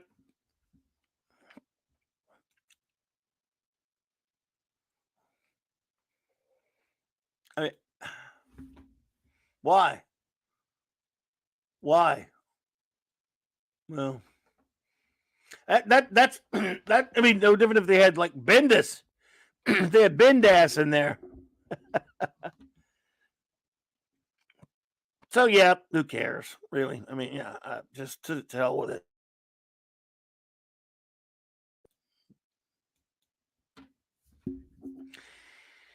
Comics are crap anyway, and those movies are going to be crap. Now, and it's funny how, if you think about it, not only did he piss off the Snyder fans, I'm not sure he excited in the. I'm not sure he got any fan base excited with this announcement. Did he? I mean, really? Wagner says weddings became an event when Peter Parker marries Mary Jane, and they had a wedding in Shea Stadium. I dropped the Spider-Man comic at that time anyway, so I wasn't really caring about it. But I mean, yeah, it's true that Marvel even then tried to make an event out of it. But see, when that happened, there still existed a thriving comic book industry. I mean, it had its problems. Marvel was going bankrupt a lot, but the industry was still there. It wasn't like it is now, which is, as far as an industry is concerned, nearly non-existent. It's tiny now compared to what it was then. It's infinitesimal. Testicle. As it was. Ooh, I'm in trouble for that one. Can't say that. Compared to what it was when that Spider-Man wedding came out. What was that, like late 80s, early 90s? I can't remember now. Diva says Gunn got Mexican Iron Man excited. Well, maybe not excited, more like pissed. Yeah, that was pretty funny. Oh man, Mexican Iron Man had a fantastic rant last night on Midnight's Edge. Yeah, it was Mexican. Mike is the best at that. His rants are superb. Bendis actually moved the Fortress of Solitude to Bermuda Triangle. That's like if they moved the Batcave to Florida. What? See, it's people like that, man. Look, here's the 87. That's right, Ragnar. Okay.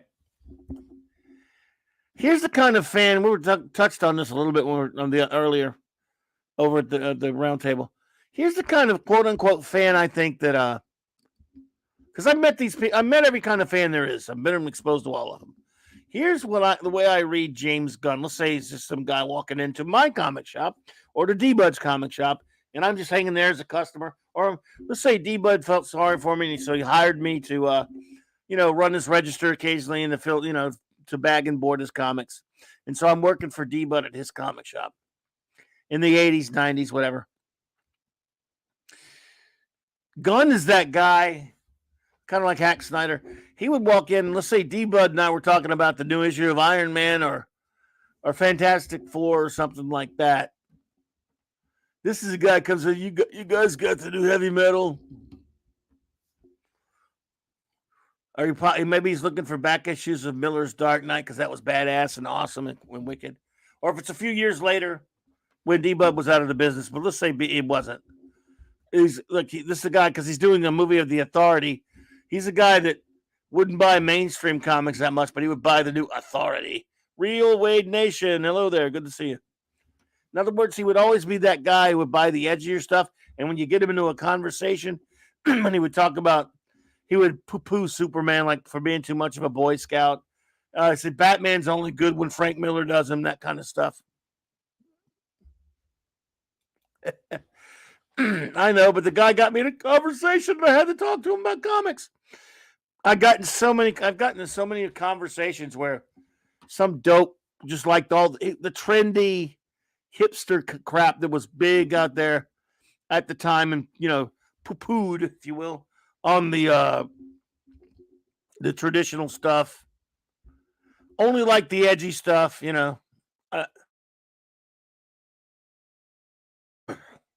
Uh, I dealt with those guys for forever. I mean, I met every kind of comic book fan there was.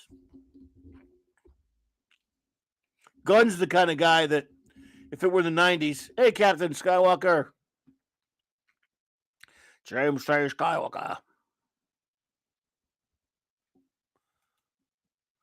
I don't know if Authority would be, because they've started putting Authority characters in with the DC Comics universe, from what I'm told. They might be Elseworlds, Captain, but I don't know. Doesn't matter. Still silly. But anyway,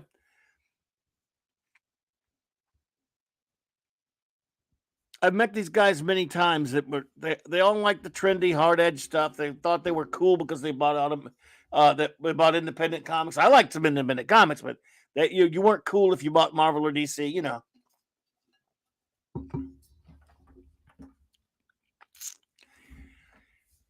If it were the 90s, they were buying all that hardcore grips, all that shit that was for the like Witchblade and all those comics with the chicks with the big knives and the big what's all over the cover of the scantily clad. I mean, they're good to look at, but they weren't really particularly good comics. Shooter, what's up? Oh, we won't tell on you. I'll never forget how to tell this story. Well, I'll tell you guys. No one will ever. In the late 90s, I was working at a place that wasn't to do with comics. It was a dent removal place that I was helping to run. Yes, as in dents in cars. Michelle, hello there, Michelle. It's good to see you. And a lady friend that worked there that I became friends with, very good friends with, eventually started dating this guy, and she knew I loved comics. This is a dark story, but I won't do into too much of the dark stuff. Anyway, so she kept talking about the dude and wanted me to meet him, and I'm like, I don't want to meet him, whatever. But she brought him by, and I met him. Turns out we bought comics from the same guy, and the guy's comic shop that he bought them from was a very dear friend of mine. He was just a customer to the guy, but the guy was a very close friend of mine. So she found him, and the guy I think was older than me, by the way. I remember. In fact, he was my age or a little bit. He was a little bit older. Had a big important job at some kind of nuke plant or something. But anyway, we meet one day. He comes by the office, and we start talking about comics. The guy collect the stuff he collected. He didn't collect one comic that I like. Everything was all these, those. See if any of you remember this of the 90s. The big, the comics that are all the blood and guts comics from all the different oh god, I'm trying to remember some of the names, like not just Witchblade, but all those comics. Remember talking about that big glut of the 90s where they had all these violent, ultra violent blood and guts comics. By what's that guy's name? I'm forgetting the names of some of these characters. There were a lot of comics, for those who don't know, mid 90s and into the 90s that were not Marvel or DC. There was a line of these grim and grittier, aimed at arrested adults, because it was just chicks with big boobs and tight, and almost wearing almost nothing, that walk around slashing people, and a lot of other horrible, gory type comics that are hyper violent. I'm drawing a blank on some of the name. One of them was there was one called Grips. They had all these really, really disturbing. All these comics were super hyper violent. Yeah, I mean, do you remember what I'm talking about? Does everyone remember that of the 90s when that started dominating the racks? Mid 90s and late 90s it was like one of the big fads of the 90s. None of those Image comics. I'm talking about comics by other publishers that were, again, super, super violent. Very, very. They weren't superhero comics. there was stuff like Witchblade, but even more, similar to Lady Death and Witchblade and some of the other books. I had a buddy of mine who was a comic book artist. Yeah, some of the Veritas stuff. Yeah, I think there was a comic called Grips. I knew the names of all these people. A buddy of mine who was a comic book artist for DC Marvel did do some work for some of these guys as well. And I'm drawing a blank on these titles, but let's just yeah. One of them was called Faust, actually. What's that guy's name who did a comic called Faust? And it was Grips. Maybe it wasn't Grips. There was a book called Faust that was very violent. And there were a bunch of chick comics. Anyway, there was a whole line of comics. I'm Tim Vigil. Thank you, Gwagnar.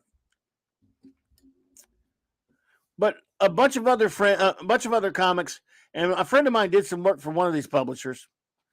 So anyway, the guy comes in and starts talking about all these comics that make me want to throw up. I mean, every time I would see him on the stand, I'm like, ugh.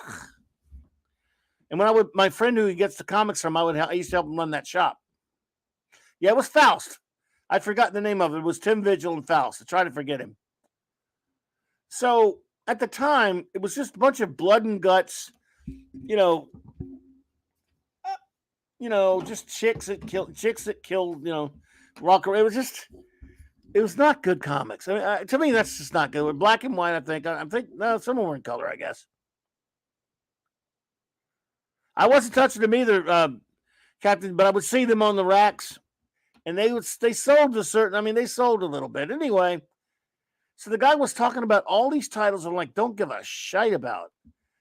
And we talked about other things, and the guy, he said he'd been buying comics for a while. He didn't know the first thing about anything to do with Marvel or DC that much. He didn't know who Jack Kirby or Gil Kane was or any of the comic book artists. He only knew Tim Vigil and all these other, you get the idea. I can't remember all the titles, but he had tons and tons of them. And all he was cared about was getting them signed. My friend I'm telling you about, who drew those comics because he was hired to, but he didn't really like them, he would tell me all the time that this guy and his friend would go visit him way, way out at his house in the sticks and get him to sign stuff, to get him to sign all their comics. And he did because they paid him. And the guy collected all this crap that, I had nothing for it. It was just disgusting. So the story advanced about a year or so later. Because of a pretty messy divorce. They ended up in a bad divorce. He would turn out to be a total scumbag. I won't go into details of what he did. It's bad, though. Aerosol. A lot of those Aerosol comics. Yes, thank you. I hate jogging my memory like this, but anyway.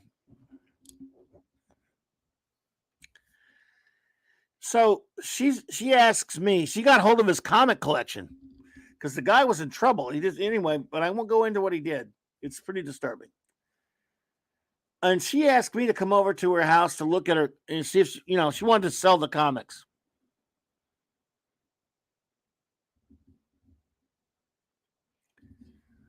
Yeah. Thank you, Phantom. Some of the books were damn near like snuff comics. They were X-rated, a lot of them.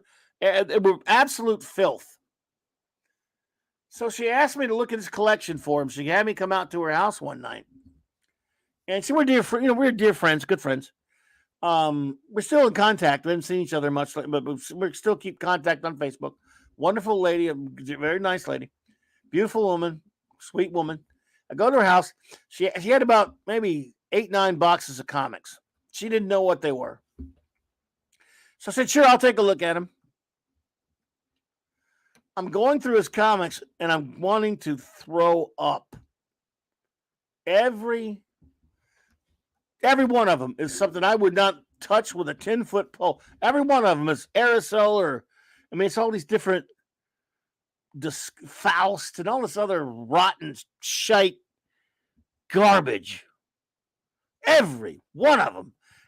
She doesn't know why I'm getting all sick and disgusted. I'm like, this is some perverted garbage. Why does he buy this stuff? And look, you buy whatever you want if that's your thing, I guess. If he'd been a nice guy, it'd be one thing.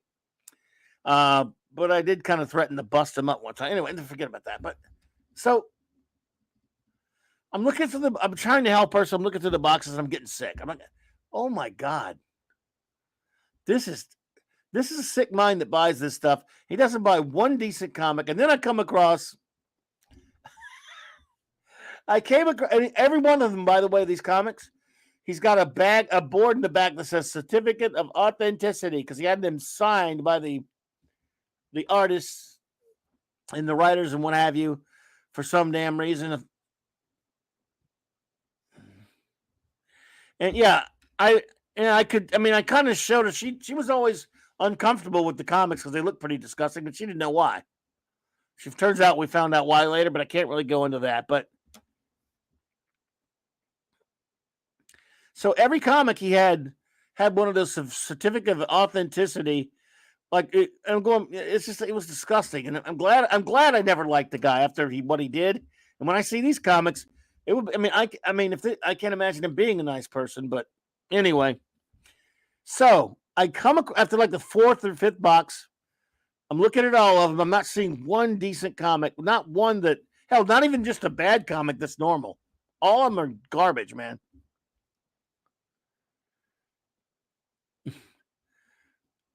Take it easy, Blunt Philly. Yeah, I kind of have to leave out what he did, Snuggie, because it's just I don't feel comfortable saying it. It's pretty bad. But put it to this, she ended up with his comics because he couldn't get to them, if that kind of leaves you anything. So, I come across a comic. It's an issue of Green Lantern.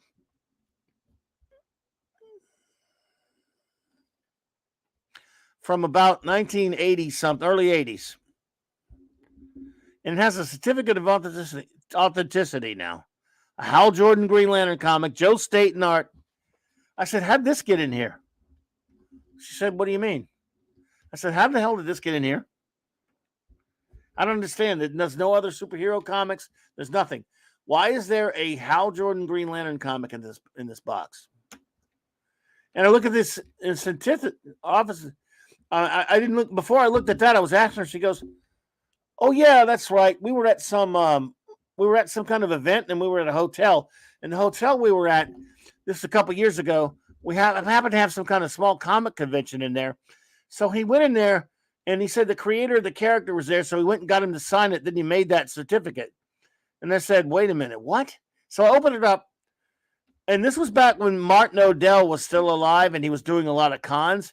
This was signed by Martin O'Dell,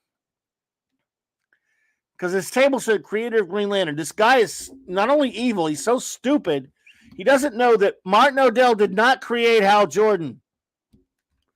He created Alan Scott, you moron.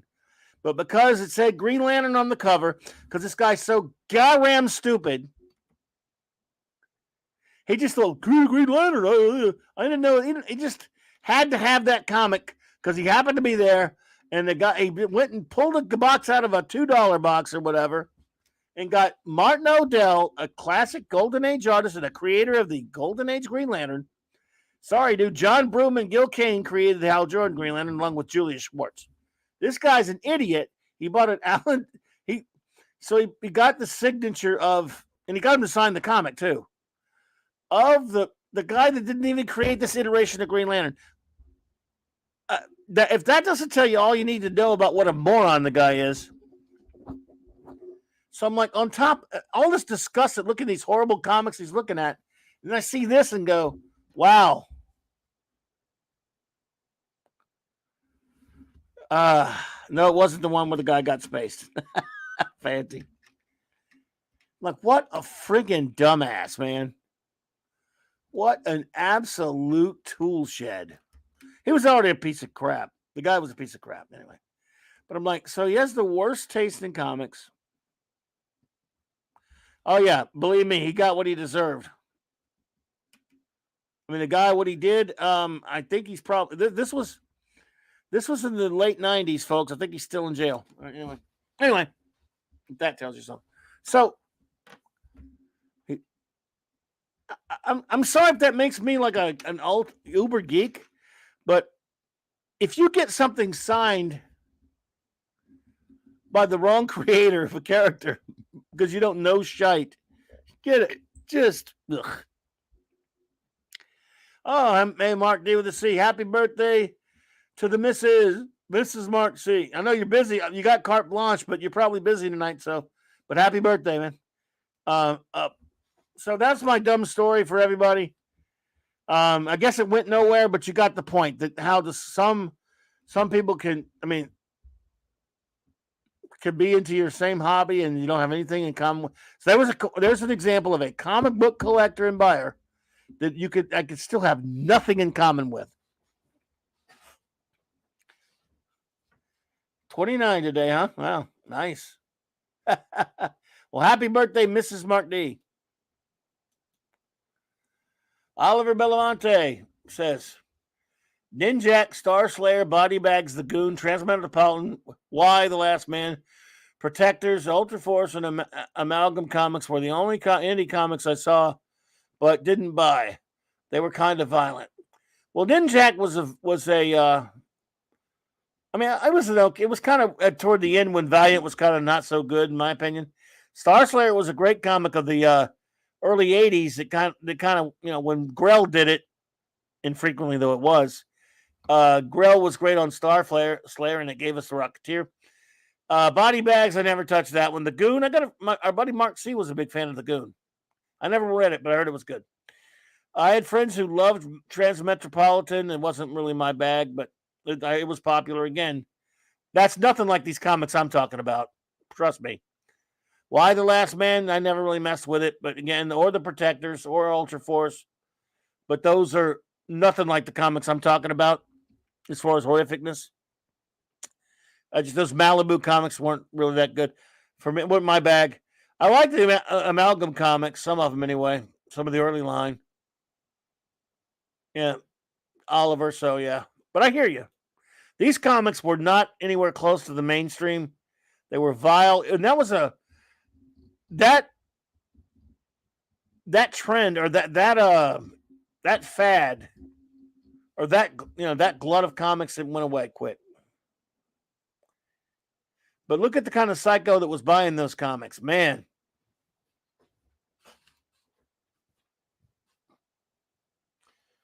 Does that mean that everybody bought those comics was a psycho? I'm not saying that.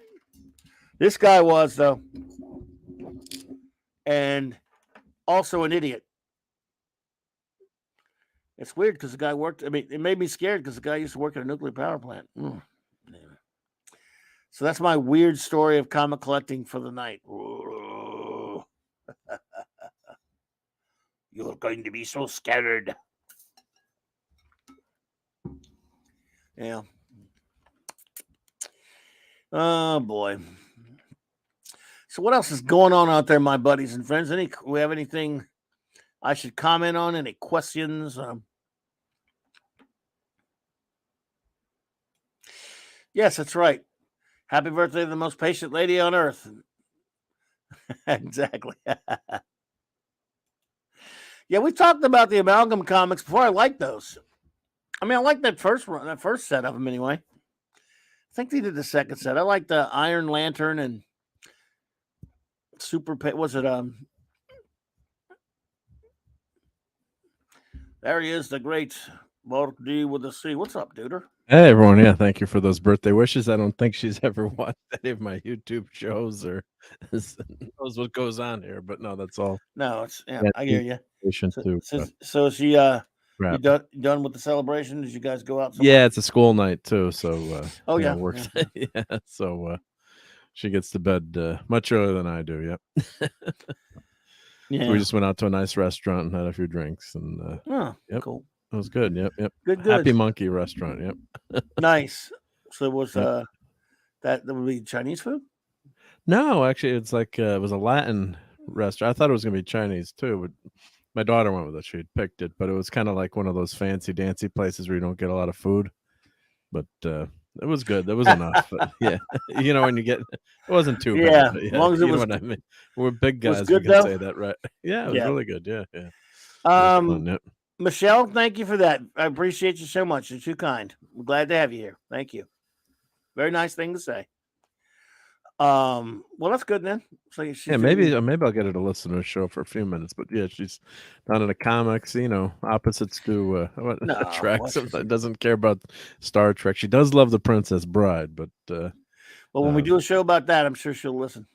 Maybe yeah, she won't. maybe I'll get her to listen to that. We're gonna get Raquel to watch that. We're gonna do a watch party. So because we keep quoting it, and then she doesn't know any of the quotes. When we're Yes, we need. well, you know how that goes when you quote. We're back and forth with friends who always quote movies. So, and then you throw out some Princess Bride quotes, and she has no frame of reference. So yeah. Yep, that would be fun. That would be fun. Oh, indeed, but she did see the Galactus box. She's like, "What?" Because I put it in the hallway, and she's like, "What the hell is that? What did you buy?" Because I was supposed to clean. I was trying to clean up and put things away. I'm like, "Oh, that's old." Well, technically, it is old because D Bud's been waiting for me to unbox that just tell, I've had that for years. I had that for just say I've had that for a long time. Yeah, if she only knew what you could get on the internet for it unopened now, then I'd be in trouble. She'd have it on eBay if she knew how to use eBay. Yeah, but it's always nice to have someone put up with that. Put up with that stuff. But yeah, when we're all mostly comic book collectors in here, I'm guessing, or collects toys or action figures, but it's always nice to either have a spouse who likes it or just tolerates it, I guess. Or well, you didn't hear my story I just told, did you? I missed it. Yeah, I heard the tail end of it. It was about a comic book. Something happened. I think I've told you before. Recap. Well, the only reason I asked that is because I was wondering if you remember. I was trying to remember what kind of comics the guy bought that I hated, that were so disgusting.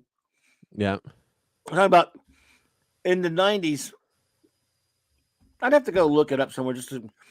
In the 90s, there were a lot of it was a trend towards these really disturbing comics that were all about alter violence. And they all had these like hideous covers with, independent stuff. Sometimes they had stuff. They were like hot chicks and everything. Don't get me wrong, but they were all kind of like blood and guts comics, and you'd open them up.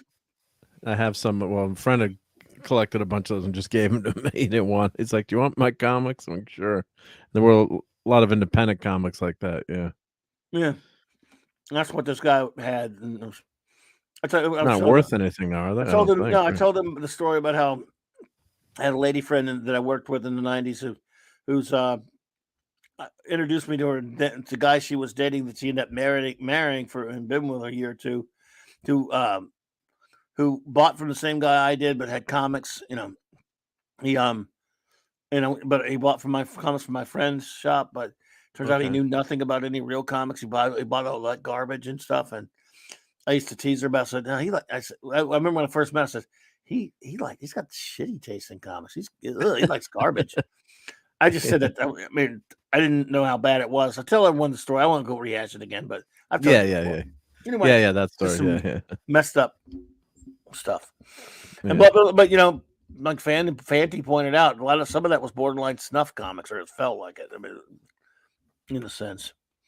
Yeah, I mean, my friend gave me a bunch of them. You just have the covers, and they're all, scantily clad women, and they're drawn in crazy proportions, and I think it was just selling the cover art. Basically was selling the comic, and who the heck knows how good. I'm sure the stories weren't that good, but I had a buddy of mine who's a comic artist that he took the gig when they would hire him to do some of those things, but he did not. I would say, why, dude, I'm going to be getting paid. He said, yeah, pretty decent, because I don't like this crap either. Yeah, it wasn't his thing. He liked superheroes. Oh wow, I can't believe I put that on the screen. That's all right. Yeah, that's okay. I think it's okay. Well, it wasn't actually. Well, we don't want to talk about Zach. I won't mention it, but I understand that's something going on in the news, but it's not really the kind of thing we could talk about here. We can get in trouble on YouTube for that sort of thing. Yeah.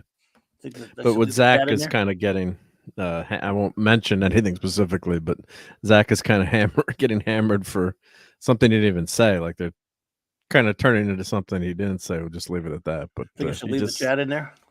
Oh, that's all right. Yeah, that's Yeah. That's innocuous. Yeah, bad pun, but that's innocuous. Yeah. Good one. Good pun, actually. That's actually a good pun. He just dislikes something about a certain company, and 10 years ago, everyone probably would have said the same thing in terms of this. We'll leave it there. But in terms of how much money they're making, or typically corporations don't have many fans for their business practices. Just leave it at that. So, but he's getting hammered on, I think, unfairly. I like Chuck. Chuck is awesome. Well, yeah, of course, Oliver. I hear you though, and James Gunn's a jackass. I already we talked about him a lot from the beginning of the show. I don't want to go back into James Gunn, but yeah, he doesn't impress me one bit. I think he looked, like I said at the beginning in that stupid announcement video he did. I think he looked like a hostage being forced to read lines and stuff. So, and his ideas coming up are poop-y-doopy. I heard it was a lot of. I didn't watch it, but I was talking to Tom from Midnight's Edge last night after the Toxic Tuesday show with Nick for a while, and he was giving me a recap, which was nice because I couldn't watch his show during the day. And I guess it sounds, not to rehash if you talked about it already, but it sounds like it was very confusing in terms of what was coming out and what was not coming out, and it was very, very, very vague. It seemed. Well, I mean, other than Superman, I guess, is coming out, and the whole presentation was weird. But Loki tells me, I don't know where he got this from. He told me when I was on with him earlier on the round table. This is my third stream tonight, so I'm kind of looping. Yep. Yeah. He said that he read that James Gunn had said that Tom Queen, because no way I'm calling him King, was in the writers' room because they're two comics. Yep. He's basing two of his stupid movies on Tom Queen stuff. That's what I heard from Midnight's Edge. Yeah. That Supergirl, Woman of Tomorrow drivel, and is Aravik Sandar. Hello there, good to see you. And his that stupid Brave and the Bold cartoon. I mean, show, not cartoon. I love the cartoon. I love Brave and the Bold. Movie with Batman and Damian Wayne, which I hate. Yeah, that's what I was saying. Why are they skipping to Damian Wayne? You've got all the Ra's al Ghul storyline. Because he likes him. James Gunn likes him. That's why. That's moronic. You got to do all those other movies first. Then you can introduce it, who I don't particularly like. So but what if Tim Drake comes first? I mean, anybody's better than Damian. So, anyway, he's just an ass. And if you're gonna have Tom Queen in there, he's horrible. He's one of the worst. He's worse. He's almost as bad as Brian Michael Bend ass, and that's bad. So, ahoy, Scotty. Hello there. I mean, again, I'm not the biggest fan of Tim Drake's okay. I have a problem with him. I'm a Dick Grayson fan as far as sidekicks. Yeah. But I mean, I never liked Jason Todd that much as the sidekick. Yes, bad Robin. Really, the only one I ever cared for was Dick Grayson as Robin. But I hate Damian Wayne. I mean, I can't stand him. And again, I said this earlier. He got better later on, I think, in the Superman and Sons. That's what I said earlier. I said, even though I didn't watch it, watch it. I know there's a movie. I did not read that book, but many friends that I respect and honor have said that they have liked that Super Sons series. So I respect that. Yeah. And it's all, look, and like I said, you like it, so there you go. I just can't stand Damian. I'm just, And then Batman's the conception of him is very problematic too. We'll just leave it at that. When you go back into the original comics, right? So, but that's very easy enough to change. But yeah, how could you have Damian and not Ra's al Ghul first? It's insanity. It's ridiculous. I don't know what he's planning. I'd take the gig for a lot cheaper and do a better job, I think. You could too. It's good for Tom Any Queen. of us in the chat could, yeah. Was it good for Tom Queen to be around real writers? Maybe some talent might rub off. Tom Queen might be able to do well in the greeting card industry. Yeah, he could. We never know. So, yeah. I mean, look. If you wanted to put him in something else, I just don't understand that. And then the other ones we talked about. Let's put them in so we can go through them again real quick because I hadn't talked to you about. Creature Commandos. An animated series of that is perfectly fine, though weird. I don't understand why he's pulling that out of nowhere just because he likes monster characters, I guess. And Weird War Tales. the ones he's showing though don't look like the ones from the old comics at all. And there's some like modern iteration, I guess, which sucks. And then like it's an animated so that's show. gonna be a It's cartoon. animated, right? Okay. And I don't understand why you're announcing that up front. I mean, you got other fish to fry. You need to take care of Superman first. I mean, Well, I do love Weird War Tales, and I don't have 93. I checked now. I have 100. 93 is the first one with them in it. Yeah, I have the third appearance, which is 100, which is the annual, which is going for, not that it matters, but for $40 now. But I wonder if those are all going to take off. But that's a great series, Weird War Tales. I was watching, and that was bargain bin stuff for a long time, probably, right? I'm guessing. Yeah. Other than maybe some key issues. But Maybe I'm you do guessing. your key collecting now. You better grab them. The J.M. DeMatteis, who created it with Pat Broderick, in like 1980ish, 81, 80, somewhere up there. But anyway, Yeah, it's 881. Yeah. He was on Twitter last night, all excited about it, and I almost wanted to say I didn't do it because it would be nice, dude. I don't know what you're so. I mean, if you're excited just to see him get some spotlight, that's cool. But it's not even your group, and they ain't gonna be paying you jack squat. Pat S, what's up, buddy? Oh, it's a totally different. Hey, Pat S, it's totally different characters. Have you seen what they look like? No. I was. If you Google them, you probably find that first picture, the images. They're not the real deal group from the comic. You know, there was an animated short, by the way, on that Batman Death in the Family thing they did a while back, of the Creature Commandos looking like they mostly pretty much, and they were on Batman Brave and the Bold once. What's up, Pat S? They had him on the animated. Batman Brave and the Bold, they were on once. Yeah, and it was an animated short a couple years back on one of those Batman Death in the Family. Oh, like the special features. It's on HBO Max. Yeah, if you could, I wish you could. It's tough to find those, but I think it's on Death in the Family on HBO Max which is weird to be on there with four other shorts. Extra, yeah, no, there are four shorts on that one. I tell you about that how they put 4 shorts on that because they don't have the whole thing on there to fill it up, right? Yeah. Anyway, there is a 1978 Lieutenant Starbuck $50 offer up. I used to have that, I think. He even has his cape. Want to go in with me? No, sir. And maybe Mark. We can have each custody of, we could every other month. Well, at least he's a male Starbuck the way he's supposed to be. So if you want, I could find a picture. I'm looking. Is this DC Nation? Let's see. Oh, TV miniseries. Oh, that was the miniseries, I guess. Creature Commandos. You found the DC Nation one? Well, from 2014, it's IMDb. Creature Commandos. Oh, it's 1 minute, 1 minute short. I guess. Yeah, they had a short. Yeah. So I found a picture of that. Where's the? All right, here we go. I found a couple pics. See, that new computer's doing good. It is. See this here? I don't know if. What is this? So they have. What? Oh, so they have. That's not Mrs. Frankenstein. well, someone said that Bride of Frankenstein's not in the old group, but someone said Bride of Frankenstein is going to be in the leader in this. Well, that figures. So there's a picture from. I think that's the picture from it right there. Yeah. So you had the werewolf, you had the robot, GI robot, yeah, and then you had Dr. Medusa. These are the original characters, yeah. Matthew Shreve, the soldier, Lucky Taylor. And he was stitched back together, so he resembles Frankenstein monster. Yeah, you're talking about the original group. Yeah, this is the original not these people. Vincent Velcro, yeah. So just to compare, yep. So Vincent Velcro, yeah, he's like a vampire, yeah. So he's like Morbius.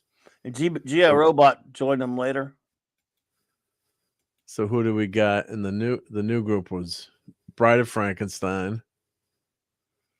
There was some new comic later though that did it. There was I think a Screw 52 version. That's probably what we're gonna get. Yeah.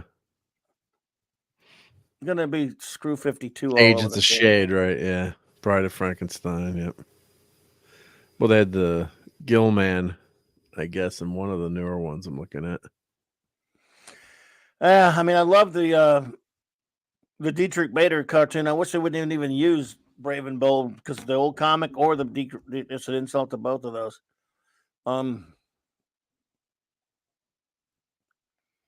Yeah, Dietrich Bader is my second favorite Batman voice after Kevin Conroy. He did a great job. But yeah, I mean, I love that show. Oh, here's one. I think that must be the DC. That's the short, I think. Yeah. That's the short. Okay, there's the short, but then there's the anime. I mean, that's the DC Nation one, I think. Okay. Then there was a short. I don't know if there's any pictures from it. DC animated short thingy. So either way, it's there's a new comic right there, a later comic there, Creature Commander. Yeah. Ugh. Well, I'll take the old one any day. Yeah, I remember getting that comic, buying that off the shelf, issue 100 of Weird War Tales as a kid. Like, who are these guys? The Creature Commanders they're fighting dinosaurs. It was like Journey Through Time. It was a really cool comic to pick up as a kid. Yeah. Wow, this team is nuts. Yeah, apparently there must have been a trade. Somebody did a trade on it way back when. But Weird War Tales is kind of like a Twilight Zone meets World War II. There's a lot of mostly World War II, not all World War II stories, but a lot of World War II stories. Now, I will confess that that I would look at this. There were a lot of comics, couldn't back then. You can't afford everything when you're a kid. Yeah. Even though look how much it was. It was 50 cents, man. They'd gone up to 50, man. This is 1980. Oh God, what I want to give for a 50-cent comic. So I just preferred superheroes. That's just what I am. Sorry. Yeah. But I would look at this because it was. I mean, it's Frankenstein versions of like Frankenstein, the Wolfman, and Dracula and stuff. So I would always flip through it and look at it and even read it sometimes, but I never bought it. I bought my other stuff. Yeah, but today's different. I would go back and definitely grab it. But now, did they need to get the rights for Frankenstein and Bride of Frankenstein to use the name, or is that in public domain? Or no, they weren't really those characters anyway. Well, I guess if you don't use the exact design, I guess Universal can trademark the Universal way they look of it, right? Yeah, I don't think they needed it. I mean, no. Was it Michelle asked, Clobby, I have a question. Do you think Jason and Bruce will ever reconcile? In the comic books, Jason is my favorite Robin. I always end up rooting for him, and I don't think they will, because he's the Red Hood now, and he's he's kind of a crazy killer now, isn't he? Well, he's kind of like one of those, the gray area there, and then he goes evil, and then he became a bad guy, and then now in Titans, I guess he's the main villain on the HBO Max TV show, which you have to catch up to. So they might do it down. It probably would take a long time. Maybe they might do it, but right now, I guess they enjoy having that rivalry there. But I never liked that. Well, the first thing, the most utterly ridiculous thing is Jason Todd is dead, right? And he's buried, 6 feet under in a coffin. And I think it was the events of, was it tied with Green Lantern or one of the massive, comic book events brought him back to life. Blackest Night or something brought him back. I can't remember. I've read them all, but I can't remember. Hey, but I just remember Herc 130. Hey, yeah. Hey, Herc. He's able to dig his way out of a coffin. He said from the training Batman gave him. It's like he's got no superpowers. You can't dig your way out of a coffin 6 feet under. It ain't happening. I mean, so it was just totally ridiculous. I remember reading the issue. I'm like, yeah, I know it's a comic book, but I mean, this, they should have had some other way to get him out of the coffin. I mean, it just ain't happening. I mean, no, I hear you. Giant Robot is Kill Bill. Yeah, GI Robot is on Brave and the Bold. Yeah, I love that. I love him on there. That was great. Michelle. I don't know if they'll reconcile as friends, but they're not actually father and son. Bruce and Jason are not father and son. So, but again, and I don't know what's going on in the comics right now with him. I don't follow any of the new comics. So there you go. Sorry, I don't know more about as far as. So I don't think they ever will. To answer your question, I don't think so. Thank you so much for the super chat, Cardinalson. Appreciate you, buddy. Says Clobby. Sorry to be off topic, but what do you think about the announcement that they're bringing back Swamp Thing again? And that's not off topic at all. I'm one of those few that did not like that Swamp Thing show they did very recently. I thought it was crap. They didn't. I don't know why anyone liked it, but fine, people did. That's whatever. But I think it got messed up by cutting the series order down. I don't have a strong opinion on it one way or the other, Cardi, other than I would be open to it because I love the character of Swamp Thing. I would be skeptical. I'm skeptical of everything that James Gunn talked about here because he sounds loopy. He looked like a hostage. I don't really think he's comfortable, and I don't like he doesn't. He's always been one of these guys. I was talking about it earlier. He's that guy at the comic shop that likes a hipster that likes all the contrarian comics and goes on about how great he likes all the stuff that he knows is going to make him sound hip and cool. And he doesn't, I don't think he doesn't like any of the classic stuff that I love. And I just don't think he's the kind of guy that, because I've been in every single conversation you could imagine at every comic shop ever with every type of comic fan you can imagine. He's that one that I'll get in a conversation about, and we don't like any of the same things, and he'll talk down about a lot of the stuff I love because it's all cornball and crap, and he just likes the edgy stuff. He's a typical edgelord, phony wuss face, and now it's almost kind of funny watching him being forced to be a corporate lackey. It's kind of funny to watch, to be honest with you. Mr. Angel, good to see you there, buddy. Well, I think if they do bring Swamp Thing back, they gotta have the same Abby Arcane, Crystal Marie Reed. She was a cutie patootie. I'd be for that. She was that. Oh great. God, yeah. Yeah, I don't know what she's done lately, but yeah. And I don't understand why we need a movie of the Authority. I keep saying that. I'm like, why? And the reason, again, back when the Authority came out, I mean, I read it for a little. I read some of it. I didn't care much for the Ellis stuff. I kind of, Millar's run on it. I've read that for a while. And you know what? The only reason I read that comic is because people wouldn't leave me alone. And I kept saying, you got to read it. I had friends of mine. I let him force me to read it. It was those. Oh, yes, he was. He was blinking in Morse code for sure. I read it, and it was okay. But I read it because they were, because everyone just wouldn't shut up about it and leave me alone. I thought it was all right, but it didn't really do much for me. It was decent. If you like that sort of thing, it's just not what I go to superhero comics. They're not even superheroes though. Yeah. But again, The Boys is popular right now. There's a slight similarity between the Authority and The Boys. The Boys was a comic done later after the Authority, so of course they're gonna go. He wants to have his own little playground with something like that. Well, he's a creative guy as long as he doesn't over snark it. So we'll see what we get. Takeda Wahidi went off the deep end with, with his writing style and comedy, and you could see what happened with the last Thor Ragnarok disaster. So not Ragnarok, Love and Blunder. So. Screw him. Just a real. So, but if Gunn is able to not overdo it, like Guardians of the Galaxy, the Christmas special was fantastic, I thought. But of course, that what you're getting there. You're getting a comedy, a satire, what you will. But for some of these superheroes, I don't want to have jokes all the time. I don't want to have the snarkiness. No, Guardians of the Galaxy. The first movie I loved. I thought it was fantastic, and it had just that right mix of humor and drama, and it had some touching scenes. I mean, his mom dies of cancer in the opening, so you can't have more of a dramatic or horrible scene that he's got to face. So that was handled really, really well. But let's see what he does now. Because Peacemaker, I like that too, but. That's that certain kind of style. I don't want to see every show be like Peacemaker or Guardians of the Galaxy. So we'll see what happens with. You're going to find out. It's all on his shoulders. So if he flops, he's going to be out of there in a few years if he doesn't produce. So.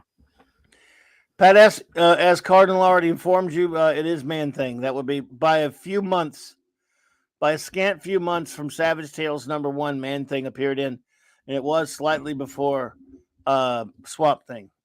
And no one knew between them. Yeah, they had no cross pollination there.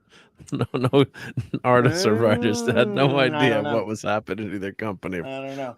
Yeah, crossing my pinky fingers. They were there on friends. that one. So, yeah. Yeah. Yeah. I don't know why we need a Waller show. I've already said that. We're going because I had a chance to talk to Mark about the stuff, so we're just kind of going over it a little bit before we get out of here, folks. But Well, I we had don't her know on who. Arrow, so they killed her.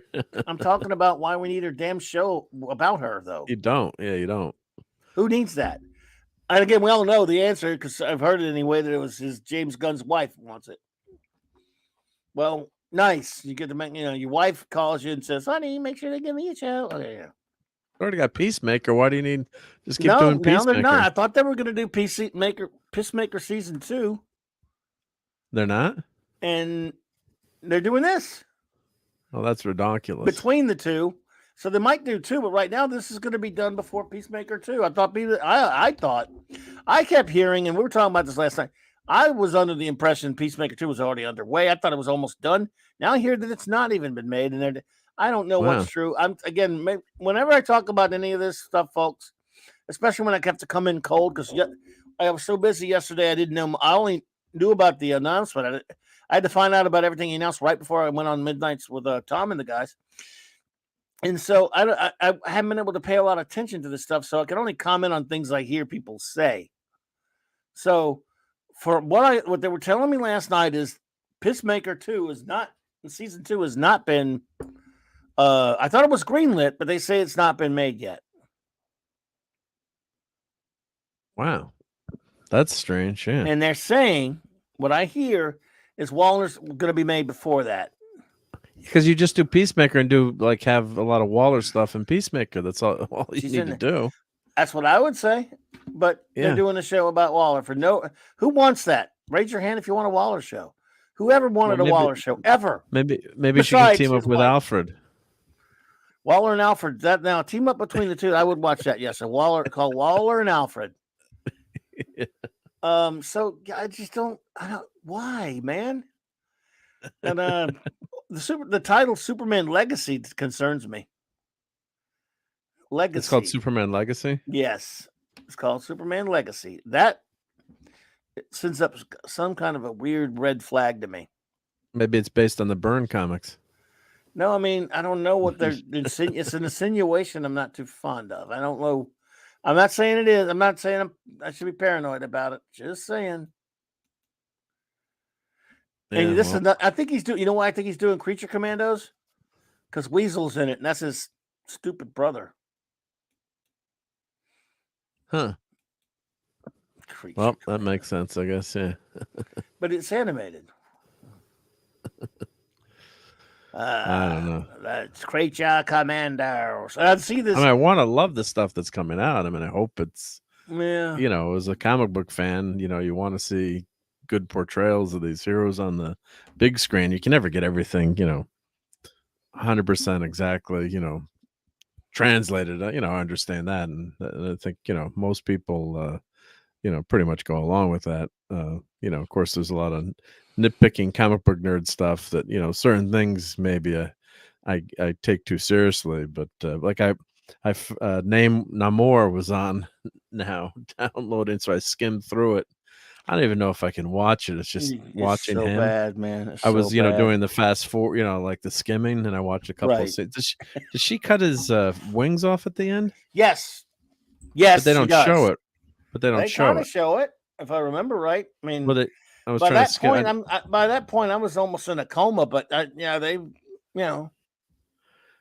My God, and I watched maybe 10 minutes of it, like just skimming through it, and it was just something I didn't want to handle. Yeah. Eric said, "Save your sanity." I just watched a couple of the exchanges, and I wanted to hear him speak, and it's like I can't believe they did that to Namor. Before you got here. I was talking about the characters that were the worst translations from a comic book, major characters from comic book to a movie, and he's number one for me. Yeah. in terms It's just of a the disgrace. It's just an significance utter of the character. disgrace. Everything about him in that movie is horrific. Every, it's the worst. He's worse than Shang-Chi because Shang-Chi's not as big a character as Subby, and that's Yeah. bad. Shang-Chi's one of my worst because there's nothing about that character that's any good in the movie, and there's nothing about the character in this. It's worse. And someone was saying like a turd. Don't go, yeah, but no one can. No, We're this not is really. more They're infuriating. bad, but no, this is worse. It's the Eternals. No offense to Jack Kirby, but it's No, not. it's not even his not- biggest creation. Yeah. Yeah, so it's not like they're screwing up the FF for the, their characters. But this actually gets me angry. And you guys know easy going in, but I'm watching. I'm getting angrier and angrier, just skimming through it. I'm like, how did you do that? And it's nothing to do with Atlantis. It's just totally bogus. Maybe there is a reason why they did it. I don't want to say it, but just for the demographics of it. But which makes it even worse and even more shallow to do something like that. Just totally hackneyed. It's like Galaxy's Edge in Disneyland and Disney World when they decided let's scrap the original trilogy that bazillion people love. They're all gonna love the new stories about Rey. Let's do that. Or instead of compromising and doing all right, some new, some old. That would have made sense. You walk through Galaxy's Edge, it's depressing. It's like where the heck? It doesn't even nothing you can recognize from Star Wars. No, you've got Hoth, you've got Tatooine. It looks just like looks more like Indiana Jones land. Bizarre. And then they got the Falcon with the rectangular, radar dish, which is getting me angry. It's like got the wrong radar dish on it. Yeah, and it's the same thing with watching Namor. It's just hearing him speak and reading all those comics all those years, and he's a mighty warrior. He doesn't take crap from anyone. And then, my God, the girl that's playing Black Panther. I think if I fell on her, I might kill her.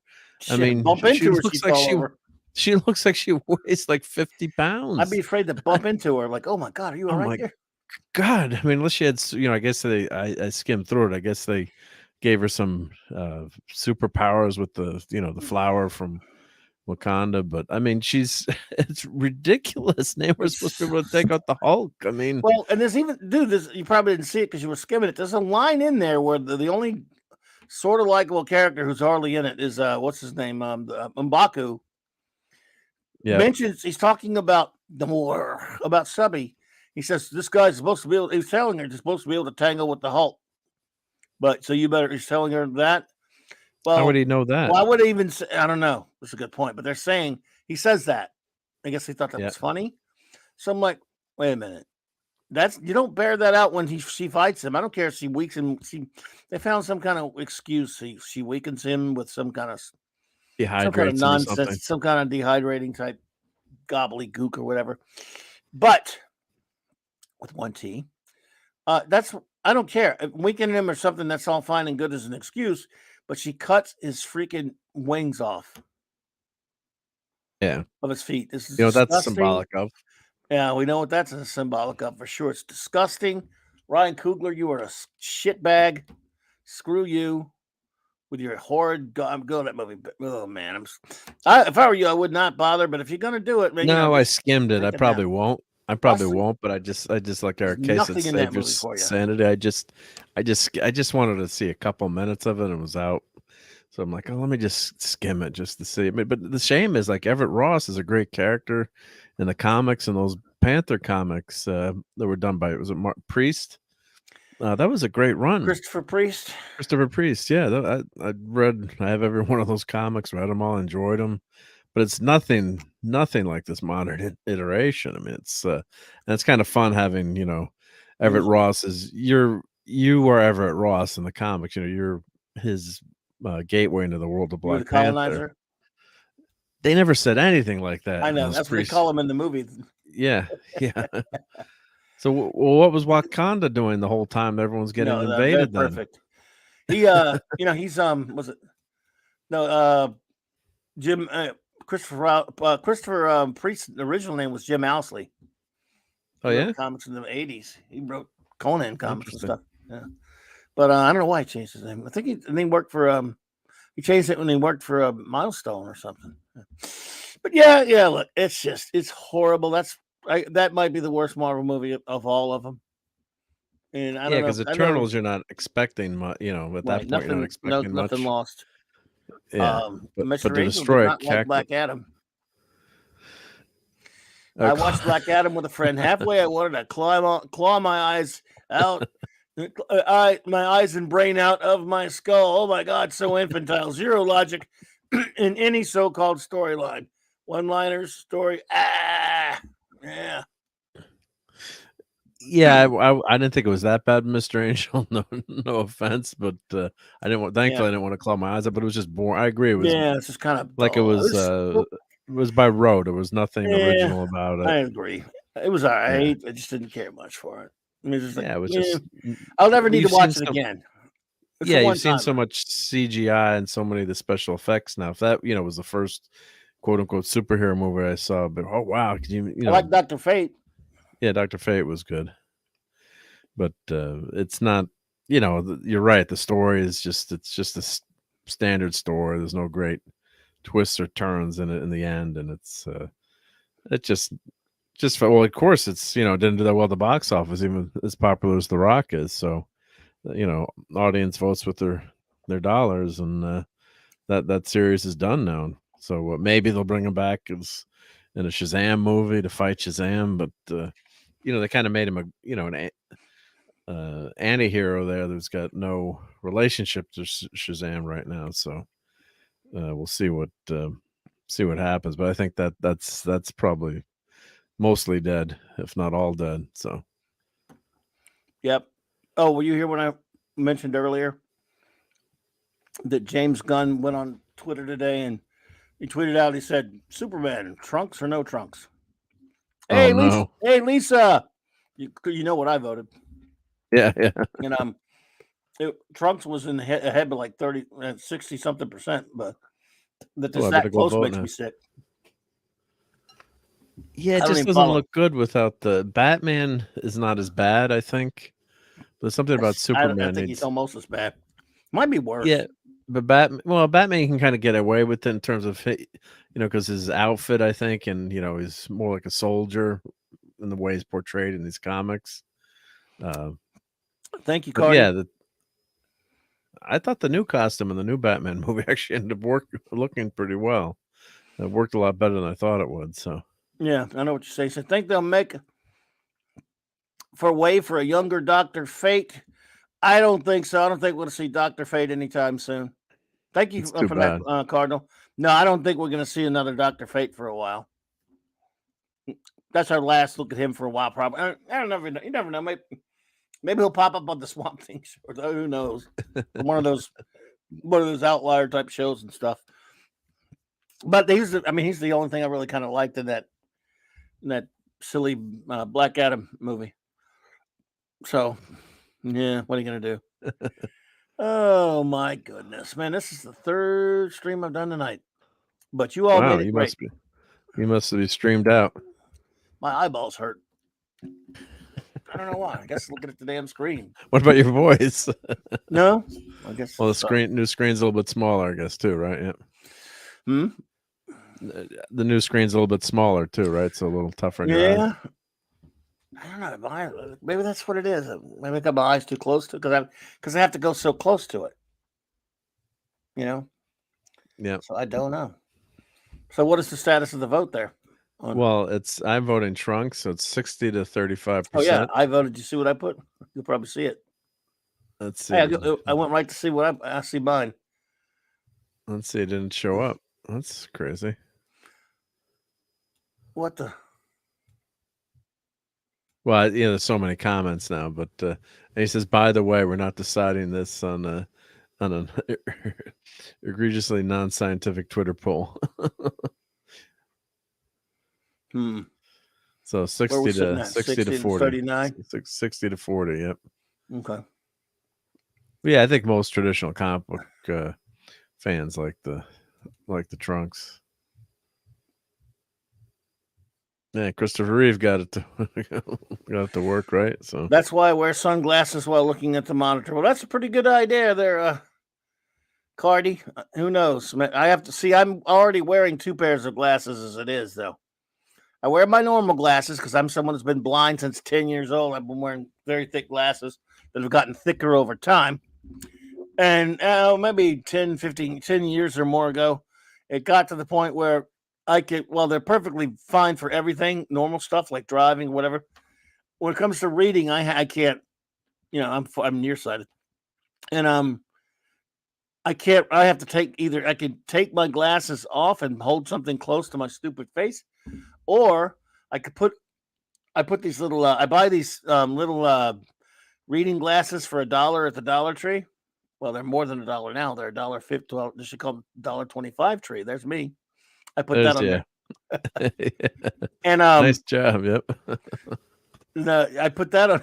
So I put that over my glasses. It fits over my glasses. That's what I'm wearing right now. So I'm wearing 2 pairs of glasses. They're magnifier apps for your screen, says Mr. Angel. Really? Maybe I need to look into that. Thank you for that. It also makes the font bigger too. Yeah. 50% less. Okay. Wow. Yeah, who knows? All right, JD Lewis, take care, buddy. Have a good one. The Comic Relief Crusader. What's up, dude? So yeah. The $1.25 tree now is what they call, what it should be called. Dollar trees. No more Dollar Tree. You can get prescription reading Polaroid. I can't afford anything like that, Cardi, but thanks. This works fine. I've been doing it for years. They're $1 a piece. Well, now $1.25 a piece. I'll go buy a batch of them every now and then. They last. Eventually, they break. That they're cheap. So I'll make them last a good long time. I have one at the desk, one of my all over the place, and I carry one around with me. So whenever I need to read something, because if I don't, I have to take my glasses off and read. I can't read anything. My glasses are perfect for driving and all this stuff. But not for reading. Yeah. Well, they're a little out of date now. I've had this particular pair for about maybe 4 or 5 years. But the last pair I had my last pair before that lasted 10 years. I have to make them last because I don't have eye insurance for that anymore. Insurance for the eyes anymore. But it works fine reading with these. I mean, I'm used to it now. I carry them with me. I put them over. I do my show with the extra pair of glasses on, and it works. It looks stupid, but no one's looking at my stupid, ugly face anyway. So. Yeah, I hear Brian. Yeah, those polarized light filtering glasses make it a lot easier on your eyes. I've never tried it, but yeah, I've got bad eyes too. So I've got I have glasses that are, what do you call them when they're bifocals, but they're gradual. Yeah, I can't remember the name of it, but they're not. They're too old now, so the magnification's no good. But I find myself, I tilt back and I can use the bottom of the glasses to read the screen better than the top. You have bifocals? Well, they're what do you call them? They're bifocals, but you can't see the line in between them. It's like a gradual. Oh, I forget the. Never heard of those. But yeah, I got offered some like that. I don't think I could handle bifocals. That would drive me crazy because I'm used to wear glasses all the time. Not somebody. Well, I wear my contacts during the day, so those aren't bifocals. But at night, I take my contacts. They still make contacts. I had this back in the 80s, and then by the time the 2000s rolled around, my doctor couldn't make any that would fit me. Your eyes are that bad? They're that bad. He said, and they would just hurt too much. And for mine, you tried a couple of different types about maybe 20, 25 years ago, 30 or whatever, and just said, I don't think you can wear contacts. My eyes are that bad. Maybe now they might have them. Yeah. Yeah, Cal, there's some kind of bifocal reading, but there's a word for it where they call it's progressives. Yeah, progressive glasses. So the thank you, Comic Relief Crusader. Yeah, I saw you on DC tonight. Good. Yeah, so like it gradually changes. It's not like one. In a bifocal, you got that line in between them. Is that what they're called? They call these progressives, I guess. Yeah. Yeah. So Mr. Angel says they're very handy. I think so about that app. Your cursor becomes a magnifying glass, very easy to use. Without it, I would not be able to read. Wow. I need to look into that. I don't know if I can learn how to run it, but yeah. Yeah, Yeah. you never thought of this when you're a 10-year-old reading comics, right? I've been wearing glasses since I was about 10 years old. Wow. Yeah. Well, I always had glasses too. I don't know what it's like to not wear glasses. I I wouldn't don't wear know. them. Huh? Yeah. And then I remember the coach put me in the outfield, and he's like, "You're not so bad in the infield, but why are you dropping every ball?" It's like because I Yeah. was too vain to wear my glasses. I couldn't see. I got cut from the team eventually. I couldn't hit.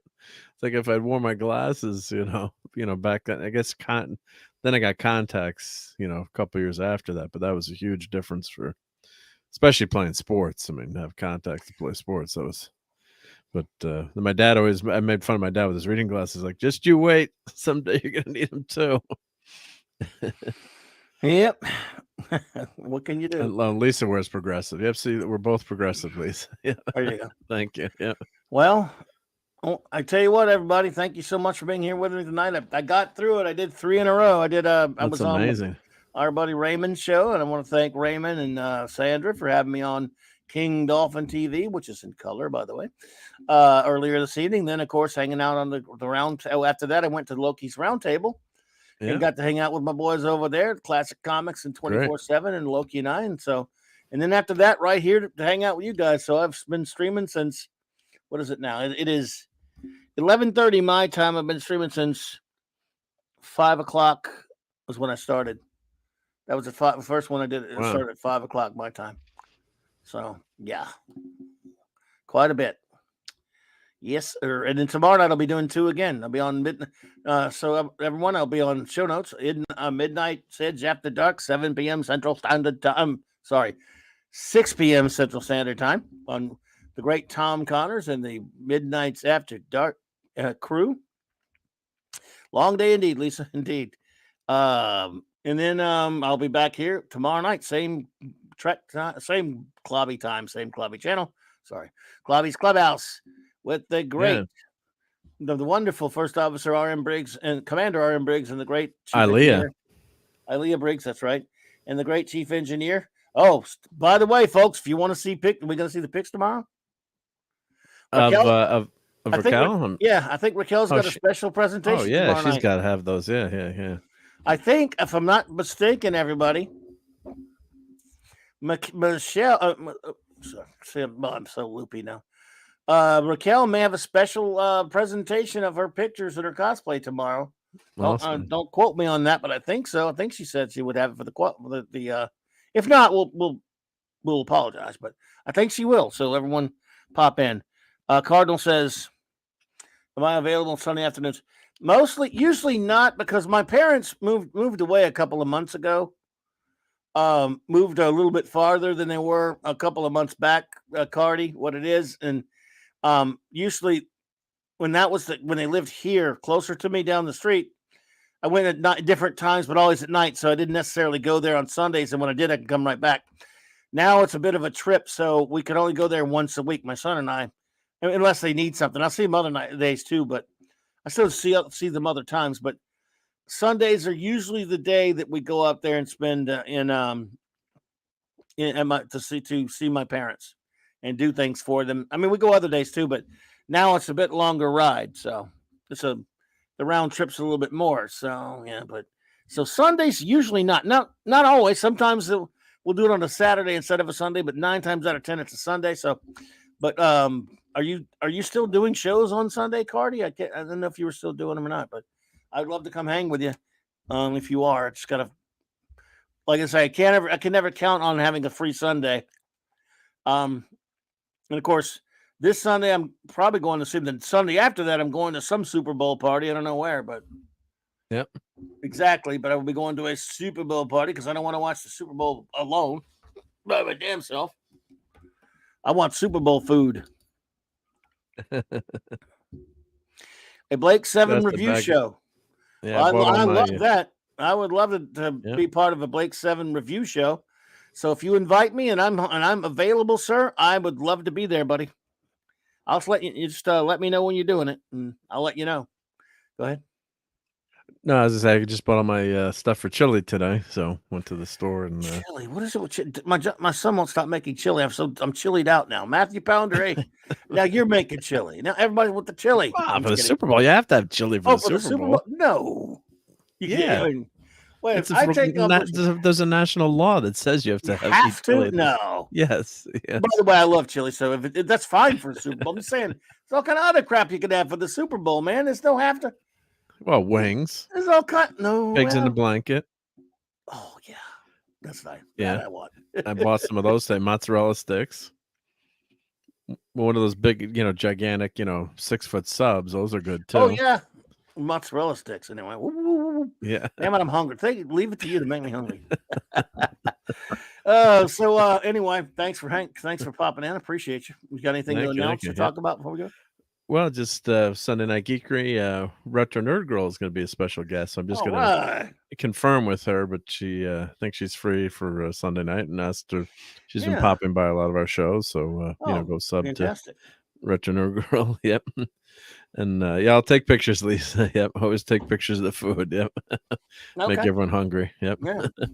So and I just I did my phaser review yesterday, so I'll pop that link in. And Raquel was very upset that she doesn't have the Diamond Select phaser. I'm sorry, Raquel. Sorry, Raquel. I feel bad, and then I actually lost. I had another Diamond Select, and I lost it trick or treating with my kids. So I was dressed up as Scotty, and I had my tricorder, communicator, and phaser, and the Diamond Select separates, and I lost the type 2, the bottom part, and we got it was leaves everywhere out here. So I was at my cousin's house. Like so I've only got the type 1. I can't find the type 2. Like it felt, I had it like Velcroed to my belt or whatever, and it fell off. So, and never found it. So don't tell Raquel that. She's I'm sorry. Yeah. Well, I do have one of them, but I had, I bought a few of them, the different colors. So, and I did, Lisa, I spent like 20 minutes there. Like, where did it go? Where did it go? And then, it was gone, in the night and leaves. And, it's just like, oh God. So, oh man, there you go, dude. Sorry. Let's see here. Oh yeah. Well, tomorrow and then Friday night, by the way, I'll be on with the great Dadman Walking, our great friend Dadman's channel, 7 p.m. Eastern, talking some NFL football, the playoffs, and the Super Bowl. And then 8:30 Central Standard Time on the great Nick Wise's channel with the Comic Shop Gang talking, reviewing Infinity Gauntlet number 5, and finally Saturday Night Star Trek. It will be our where are you? It will be our season 4 finale, the wrap party. We'll review one episode, and then we'll go into, hopefully our good friends Lord Thoth and Antiderivative Jill, our crew members, will join Raquel and Mark and myself, and we will talk about our best episodes and our worst episodes and rate the season and just have a little bit of fun. And we'll make it a shorter time. We'll have to keep everybody that late because it'll be a little quicker wrap up. So, DJ Ronnie G, what's up, man? What's good to see you. Thank you all so much for being here with us tonight. I truly do appreciate it. You're all fantastic. And yeah, man, it's just been great to see you. And the big thanks to all you lurkers, anyone who's lurked out there, and anyone who listens to this later on a download or a rewatch. It is much appreciated, my friends. I don't say that enough, but I really appreciate it. And of course, finally, a big thanks to the guy that always makes it a lot more fun to do the show when I'm hanging out, the great Mark D with a C. Thank you for hanging with me, dude. Yep. Appreciate it. And let us run. Good night, everybody. Clobberin. Have a great night, remainder of your night, morning, whatever it is, and going into the weekend. Hope to see you here tomorrow night, same Clubby time, same Clubby channel on the Clubhouse. Raquel's gonna have a big show for us, so see you then. It's Clobberin time.